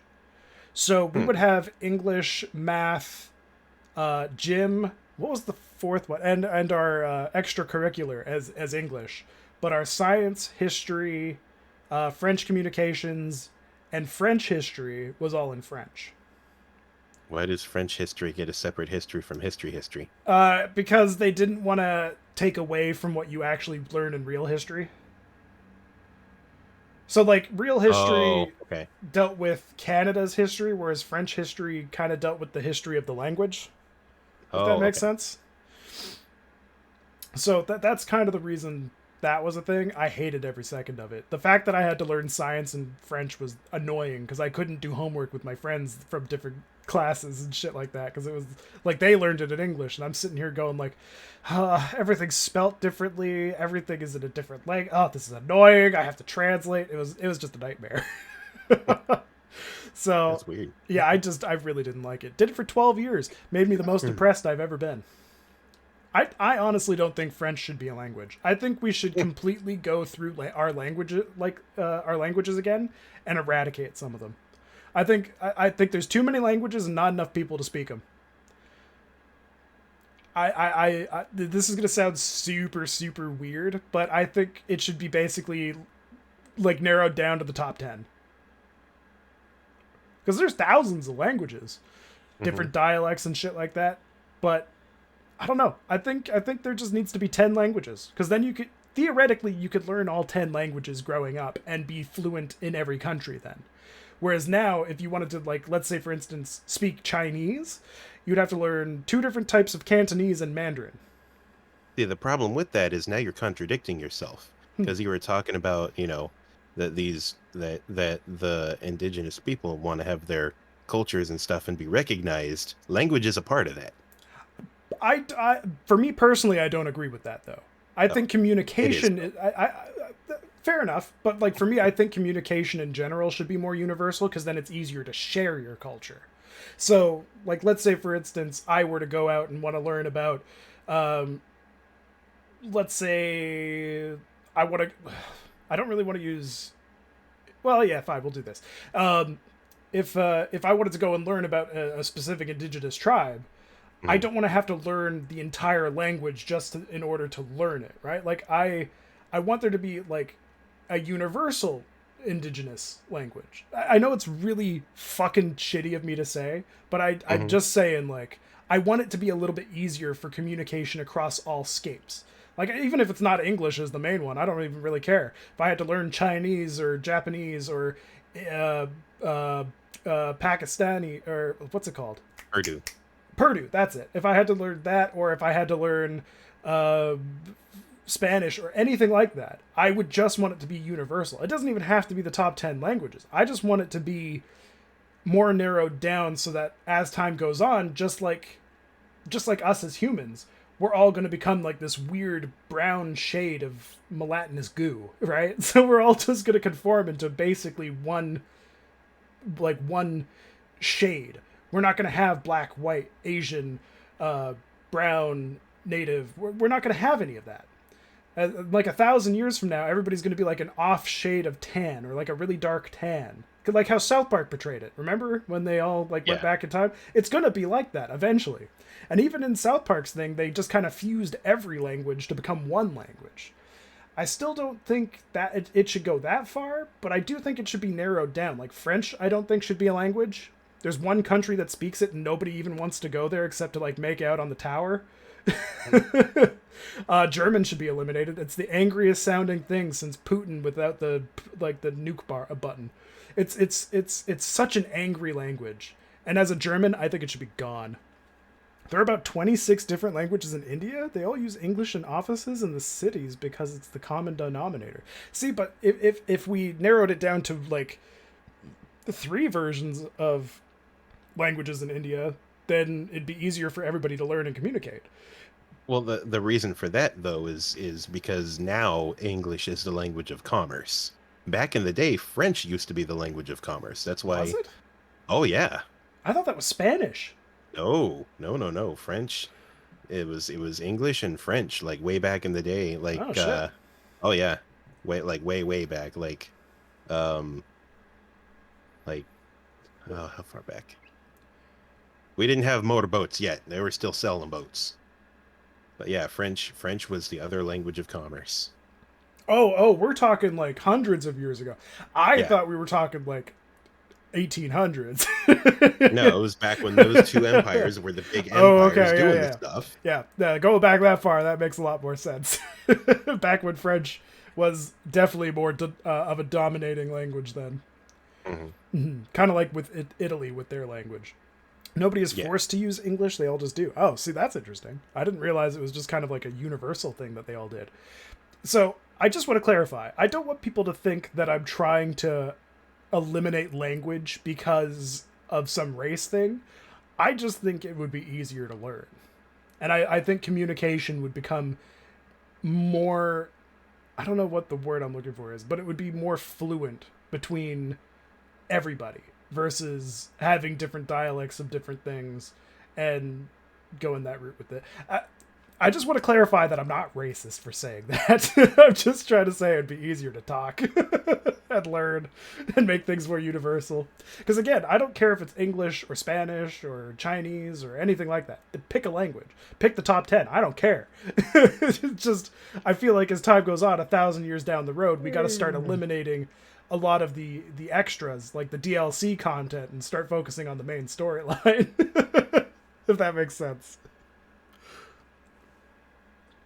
Because like communication is so key, right? Like for evolution to be a thing, we need to be able to communicate very well with each other. And if communication is improved, the well, I wouldn't say war is less likely. In fact, it's probably more likely. But at least you'll understand what's happening in that war. So I meant it more in that way. Not necessarily that I want to crush different cultures or anything like that. I just want an easier way of understanding the world. And I don't think we get that. Even with all of our access to the internet and everything like that, I think the world became even more confusing than what it was before. So, I don't know. I just feel like we need to have... The UN tried to invent a language called Esperanto. It was a hilarious failure. Oh, well, at least I know I'm not the only one who thought that that should be a thing. Not the universal language, but the... that they do want to try to like narrow down a language that's more universal across the board. Because like think of how tourism would change, right? Like if there was like 10 languages and you knew all 10 languages versus the 27,000 that there probably is, you could go to whatever country you want and then you would know at least a bit of what's going on in that country, but depending on how much you've learned of that language. So I think if anything, it would broaden relationships across the board because you would be willing to go to, let's say, Sri Lanka, or you'd be willing to go to Philippines or Russia or China or anything, really, and you'd have a better understanding of what's happening. Whereas with all the different languages we have, not everybody can learn everything that there is. Like, there are people that have 8 languages that they know, and I'm just like, holy fuck, you know 8 languages? And they're like, yeah, but in the grand scheme of things, there's like 400. And I'm like, oh, all right, cool. So you could learn every language if you really wanted to anyway.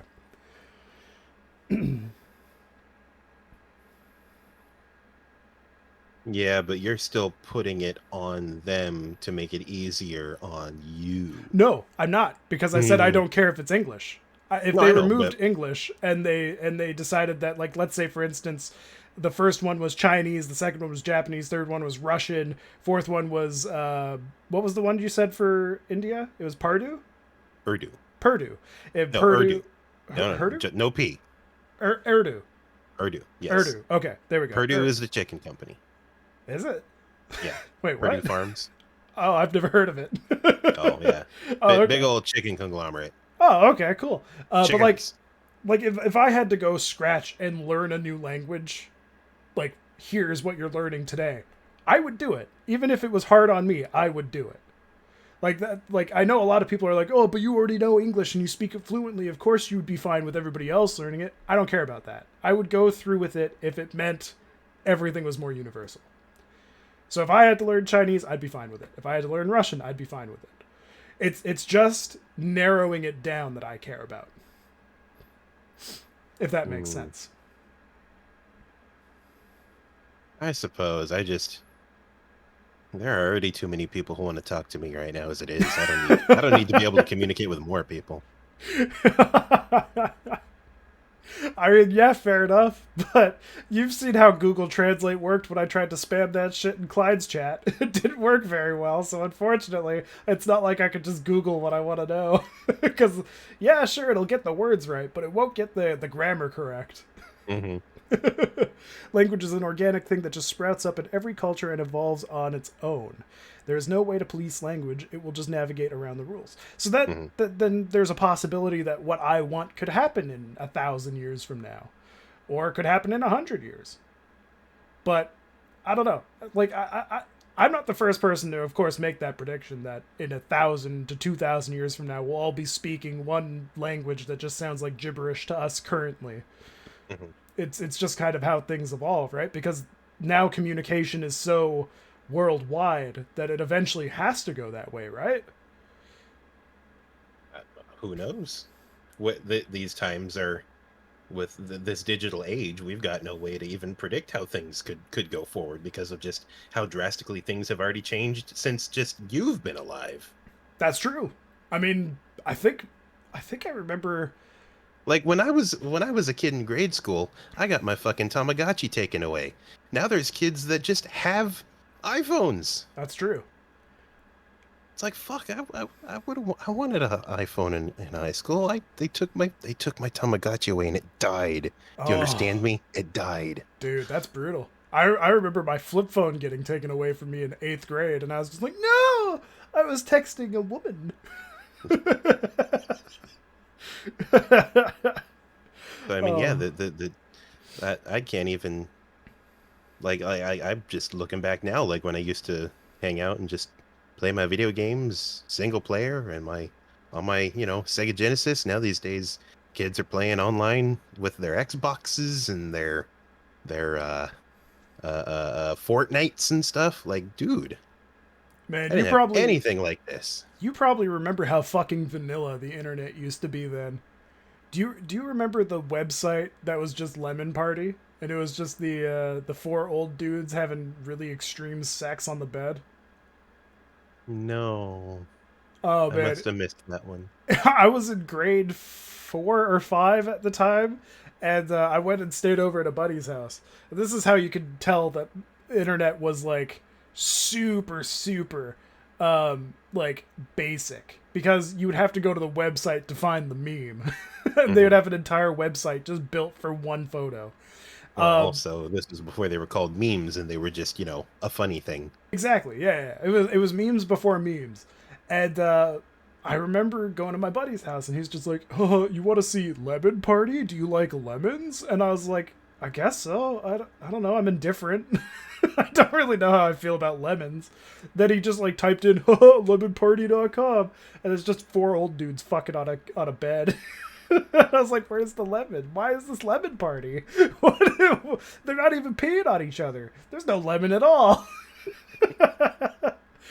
And I think that's also what led to us watching some of the most fucked up things on the internet at the time, like 2 girls, 1 cup, 1 guy, 1 horse, 1 guy, 1 sandbox. No, 2 kids, 1 sandbox. Yeah, see, you're a fellow man of culture.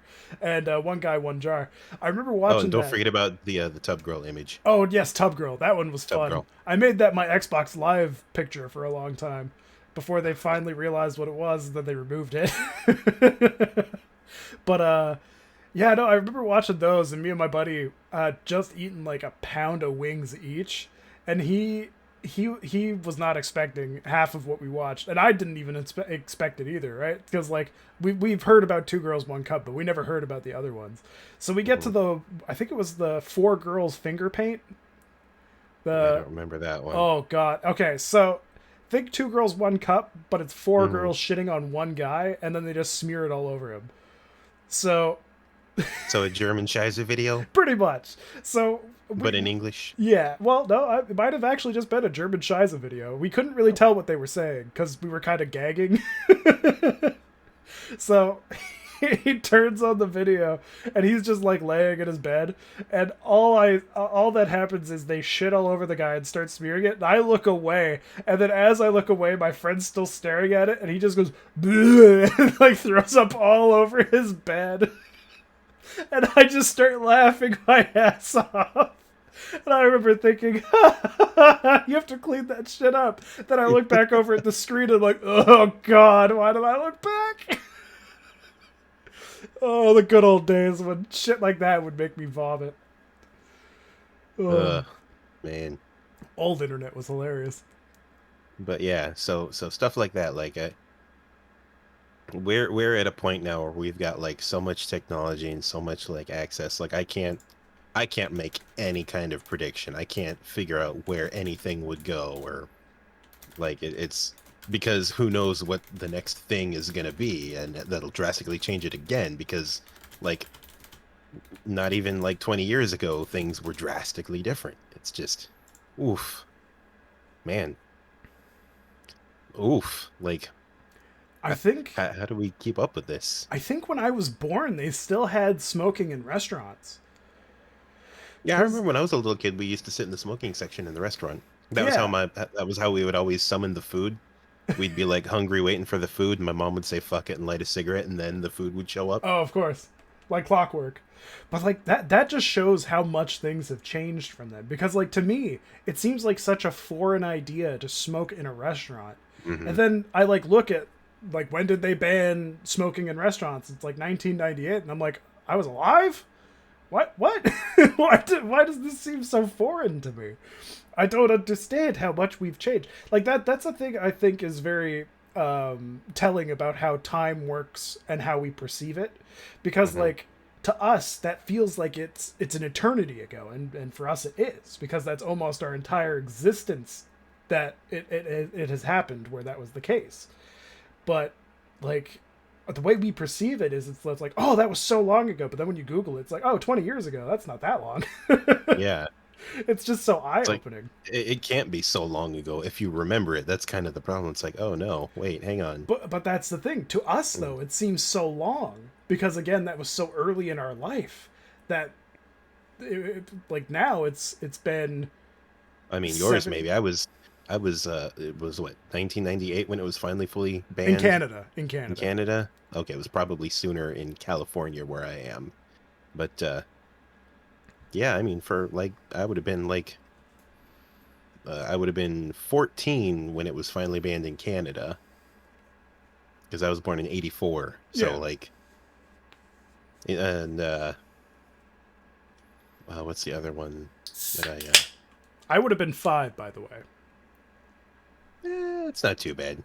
You're what, 29? I can I could at I'm not least going to. remember it. So Okay. that's why I'm saying like perceived, like perception wise, it seems so far away. But then when you look at the grand scale of things, it's like, oh, that was like 20 years ago. That seems like nothing in the grand scheme of things.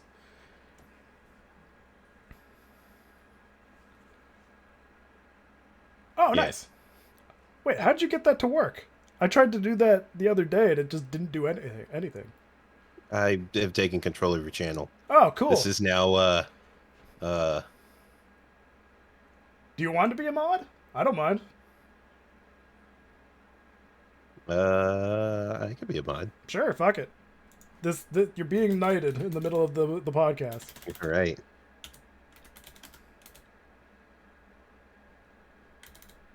Do I have to capitalize? Do you know or no? Nope, I'm Try good. typing something. I want to see if it actually gave you the sword. Hey, there you go. You've got the Green Knight sword. Yep, I have the sword icon now. There you go. Nice. So feel free to play around with whatever commands you want. I don't really care. Just don't mess with Nightbot. He's he's a delightful asshole. Oh, I refreshed to get my thing, and now I'm watching a 30-second ad for. Yeah, that's 2 cents in my pocket, baby. I can't tell what it's an ad for. It zooms out. It's just a flashlight. Oz. Still can't tell. That's not a good ad. The world is your canvas. Photoshop. Okay, it was the ad for Oh. Adobe Photoshop. Weird. I don't even endorse them. I don't like them. Well, I yeah, you endorse them now. I just saw it on your channel, so you are a That's supporter unfortunate. of Photoshop. That's unfortunate because I couldn't get Adobe Premiere to work. It kept having encoder errors, and when I talked to support about it, they were like, "Oh, try this, try this, try this." Tried it, didn't work. Then I spent like another 45 minutes just reinstalling it and then trying to troubleshoot that, and it still had it wouldn't render any of my videos. It would let me edit just fine, but the rendering portion of things was a fucking nightmare. So now I just use DaVinci Resolve because it's free and it works almost the exact same way. Instead of Is being, that huh? is that what you did all your YouTube stuff for? Yeah, that's what I do with my YouTube stuff. Is I just use DaVinci Resolve. Just because like the one thing I miss about the Adobe Premiere is the fact that you can use the scroll wheel to move on your timeline. But in this one, you have to basically drag and drop where you want to go in terms of the timeline. So it's like, yeah, it takes me a little bit longer. I got to do one extra step, but at least I save myself $50 a month, and I have a actually have a question. product that works. This is a question relating to the YouTube channel, Go for it. not the topic. How far backlogged are you on editing your videos? Because your hair color and appearance does not match anything I'm seeing A in all year. these videos you keep uploading. A year. A year? Damn. Those are some of my first streams that I've now uploaded and released. Like, okay, so I know a lot of people when they get sick and shit like that and they don't stream, they typically just relax. For me, my brain kicked in with OCD mode, and it was just like, why are you relaxing when you could just sit here, listen to podcasts, and edit your videos? And I was like, you're right, brain. I'm going to be productive. So in the last 2 weeks since I first got sick, then had an anxiety attack, and then had my vaccine, and then had another anxiety attack, which is why I didn't stream yesterday. Since then, I have now uploaded 417 new videos. And I have more videos privated and scheduled than I do actually released on the channel. Wow. Yeah, I have 4 videos a day scheduled for the next 6 months. Jesus. Yep, that's how efficient I got. Wow. Yeah, so I have it in a way where the schedule works so that if a new game comes out and I really want to capitalize on views and shit like that, I can put the videos I can make 4 videos released before the original 4 do. Wow. Because like the original 4 will release 12, 2, 4, and 6 p.m. Those are the originals. So if I come out with a new game, then I can make them go from 6, 8, 10 p.m. or a.m. And then the rest of the videos will release throughout the day. And then I can do the same the next day. Oh, yep. Here's another one 4 hours ago. Mm-hmm. The worst part was doing every single fucking Photoshop. For your thumbnails. Yep, that almost took me as long as editing every video. That was brutal. And the funny thing is I have Photoshops for all 400 and something videos that I've uploaded. What was it, 417? I don't know. It was between 415 and 420. I know I have 6 months of videos. I'm not going to go back and count it. That's too much. Damn. It's good until the end of November. And do you still have more to edit, or are you like caught up? I have another 75 streams to go through. Damn. Keep in mind, in 2020, I streamed 1,470 hours. That's a lot. Yeah. So I have to go through all that. Like just recently I downloaded 35 of my streams just to like give myself a to-do list on what I can do. My green screen's blocking it, so I can't really actually see my little board of what I've actually completed. But out of those streams, I'm going to count how many I have remaining. I have 1, 2, 3, 4, 5, 6, 7, 8, 9, 10, 11, 12. I have 12 more of that 35 that I need to edit. And then I've got a bunch of other ones, but I'm not even going to touch those just yet because they're mostly Call of Duty and I don't really care about COD because it doesn't really bring me the views the same way that like an interactive single player stream would, because I get to be more myself that way. Whereas in Call of Duty, it's basically, oh God, everybody shut up. I hear footsteps. Ah! So it's all just kind of the same shit. There's so many good Call of Duty commentators out there. I don't need to add myself to the mix. But when it comes to like just standard gameplay, like Mass Effect and shit like that, I'm playing that shit on the hardest difficulty, and I'm running around laughing my ass off, telling jokes, and having a good time with chat. That interactive stuff is what I like editing, because you get to see more of me being me and more of chat being chat. Like, instead of Call of Duty, where it's screaming and sort of teamwork, and then no interaction with chat. That's why I don't really play Call of Duty that often, because whenever I'm playing Call of Duty, it's hard for me to like be in a tough situation and then look over at chat and be like, "Oh yeah, sure thing, Clyde." Like, just as an example. But if I'm playing Mass Effect, oh sorry, the first stream of yours that I caught was you playing. I think must have been Warzone. probably Call of Duty Warzone. Yeah. With someone, and yeah, it was just after you did the collab with Maximum Underdrive, and I'm like, all right, I'll check this guy out, and you're playing that, and I was like,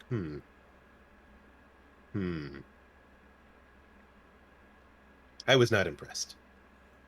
Yeah, that's fair. And then I caught your which one was the one that got me hooked? I think it was your podcast with Vicky.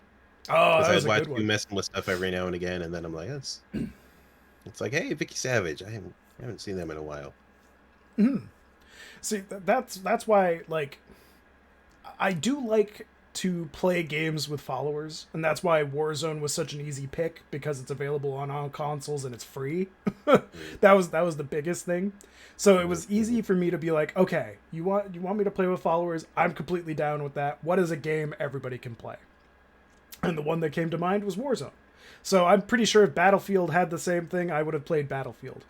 But there's just certain genres of game that I just can't. I can't communicate the same way I do with like single player games.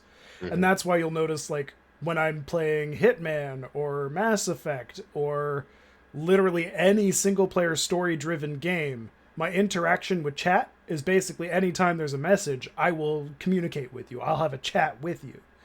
But if I'm playing with other people, or if I'm playing a very focus driven game, that interaction goes down, and I don't personally like it that much. I don't like not being able to communicate. Like that brings me back to the whole language thing, right? Like, the reason I want there to be less languages is because I want communication to be more open and more widespread.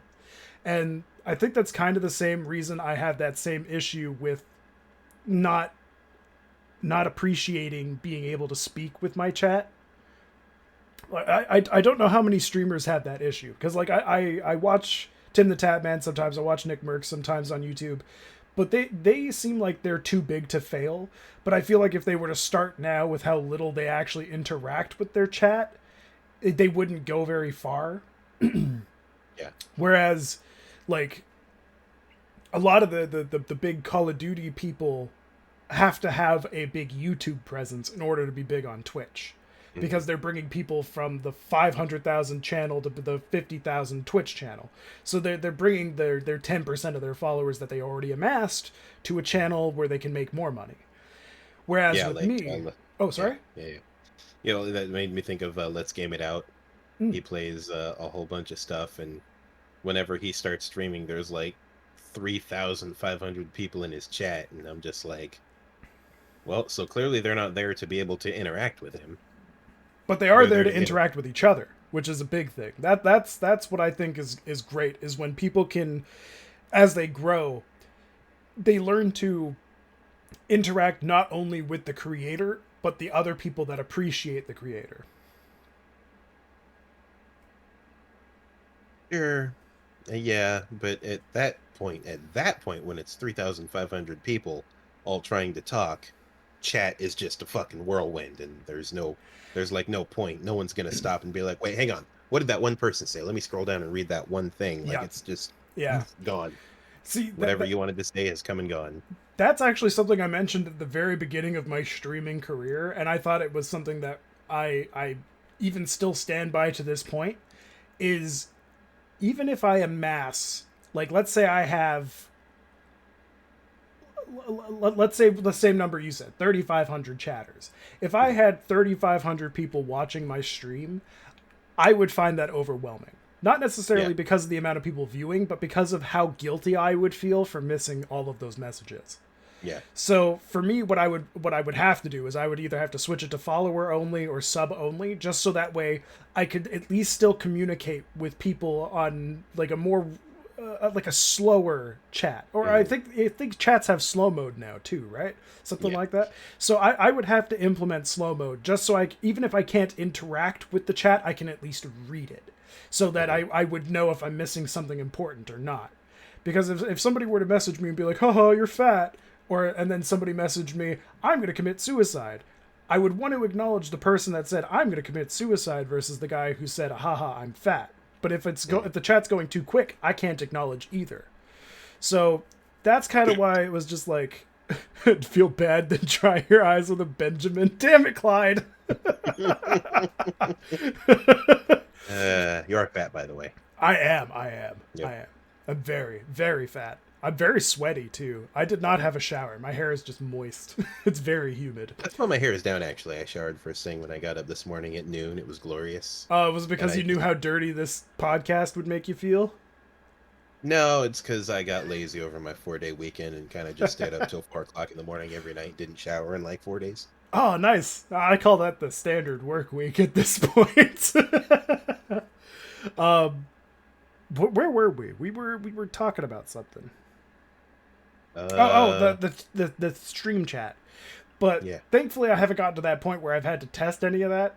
I mean, I've had one super over the top. Oh, the crack of noon early riser, dude. I showed Yeah, my crack of yeah. noon on your stream, Clyde. They called it the Was crack it- of doom. It was just on the Discord after the stream, right? The post-stream. My Party? ass? Yeah. No, it was right on in the stream. It was on the stream? Yeah. Oh yeah. Full moon.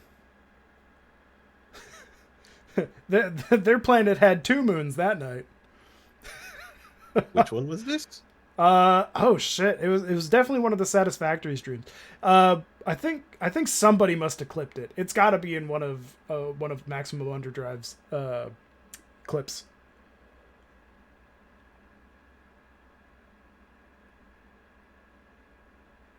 Is that what the clip is called? Ruthless is in my hood? Let me search all-time clips. Alright, let's see here. Oh, okay. It's not called that.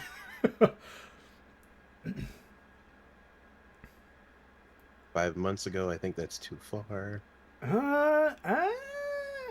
It must have been. It was definitely this year. I would probably say March or April.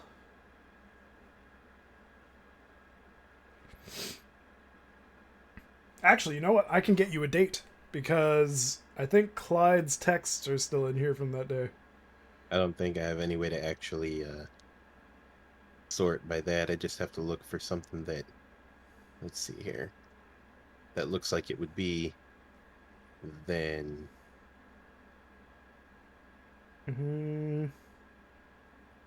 There's one called Triplets. I haven't seen that one. It would have been April 16th.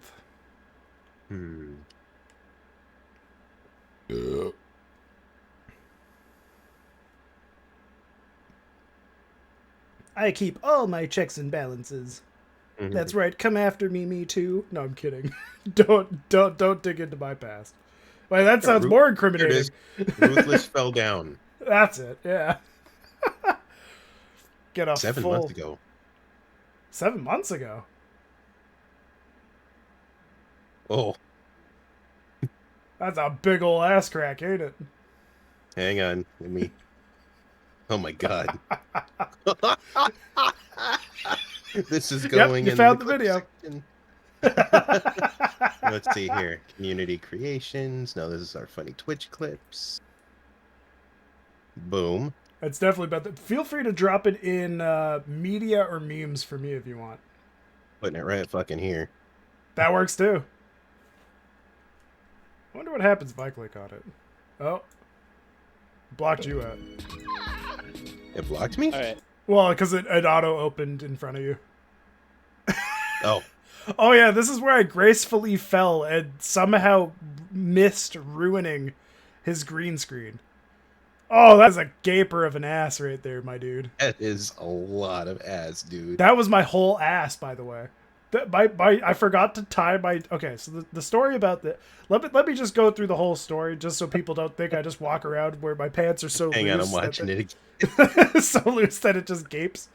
Oh my god. Like literally as it fell, that was the bottom of my ass. So Oh man, it's just a booty call. I'm a little jealous that my ass wasn't revealed on my channel first. But other than that, you know what? Maximum Underdrive, yeah, they need the maximum content, so I gave them the full front of my ass. He gave them maximum ass. This way Twitch TOS can't come after them. They could see that I visibly fell down. It was all just a huge stunt, so that way I could show off my ass. Fake fall. Yeah. Everything was completely fake. Just wanted to show my crack. But yeah, no, it was interesting because I think that night I had just finished my 18th beer, and I walked into into the Maximum Underdrive ship, and I had just cracked open my 19th with Clyde, and he had my last beer because I think I only had 20 of them. So yeah, that makes sense. And yeah, I don't think that stream is still up for me to be able to go to the whole thing, right? No, but you were definitely there. I know you were in the chat. You were there later on because I remember you specifically saying, no matter how much I make fun of him, I will never be able to make fun of him as much as he makes fun of himself. Are you sure I said that? It must have been. It must have been you.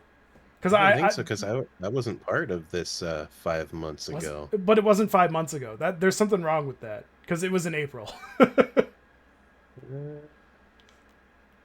Man, where's the... I mean, I didn't even own those shorts 5 months ago.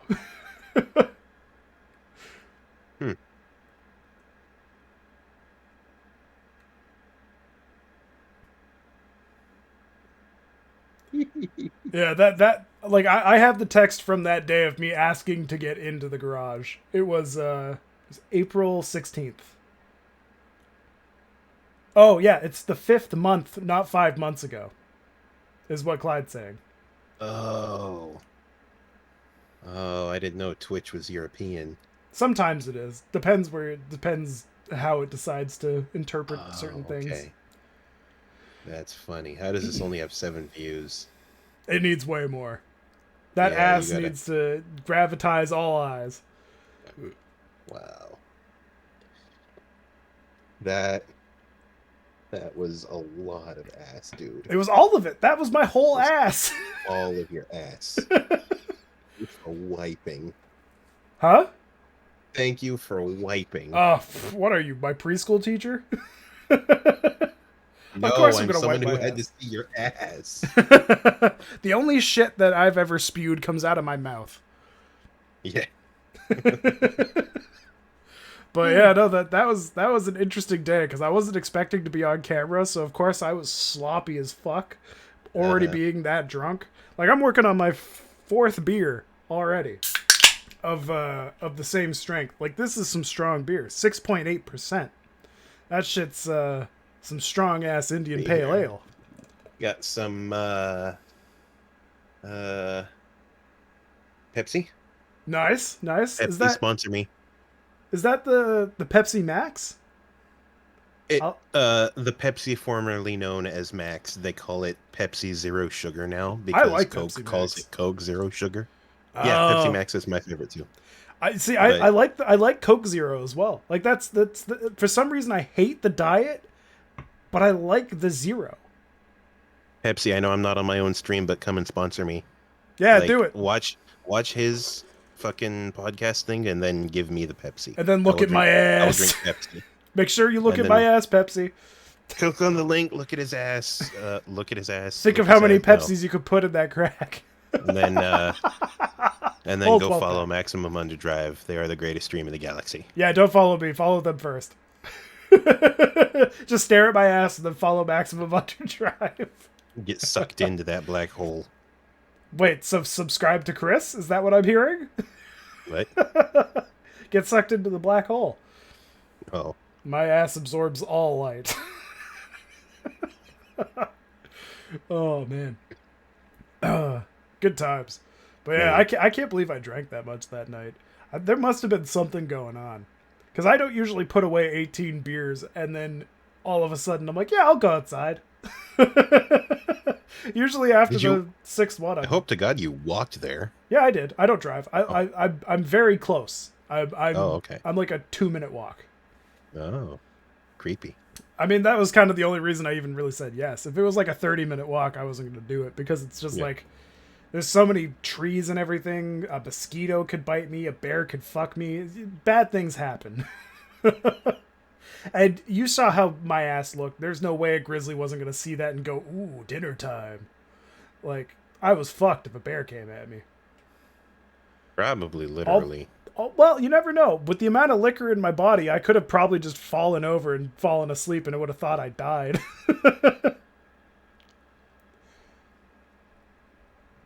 All right, so it is 10:30, my dude. We're going to wrap things up a little bit. Yeah, no, actually, I didn't even realize it got that late. It was just another good conversation. Grizzly bears eat their prey via the ass first. Oh, shit. Oh, no. Well, at least I'll die getting something I love, my ass eaten. I had you pegged as a man who enjoys a good salad tossing. I like a good rusty trombone. Who doesn't like music with their dinner? Oh, Clyde's perking up. He's like, wait, did someone mention salad tossing? Hang on. I'm here. Vito yes, saw that what I is was a good putting play down. on words, isn't it? But I put a lot on pegged. You did. You very much did. But yeah, no, I think this was another great session, another fantastic conversation. See, this is why I like having you on, because it's like you can appreciate a lot of the things I say, and I can appreciate a lot of the things you say. Because even though we still have a lot of the same perspectives, there's still so much that's different between what we see, being from different parts of the world, that still can emphasize opinions and like the structures that we're used to. So it's really nice to be able to put a nice little like variance to that. So thank you again for coming on. It was a blast having you, and I would be more than happy to have you again. If you want to, feel free to drop your link in there again before we end things, and then I think we're going to be basically good. There's me. Perfect. You typing out another one? Yeah. Let me guess. Maximum? You don't know. I know. Perfect. Well, thank you all so much for coming out tonight. I hope you all had a blast. I hope you had a good time, and I hope you'll be a part of it again. I got one more thing. Go for it. On down here. And then everyone...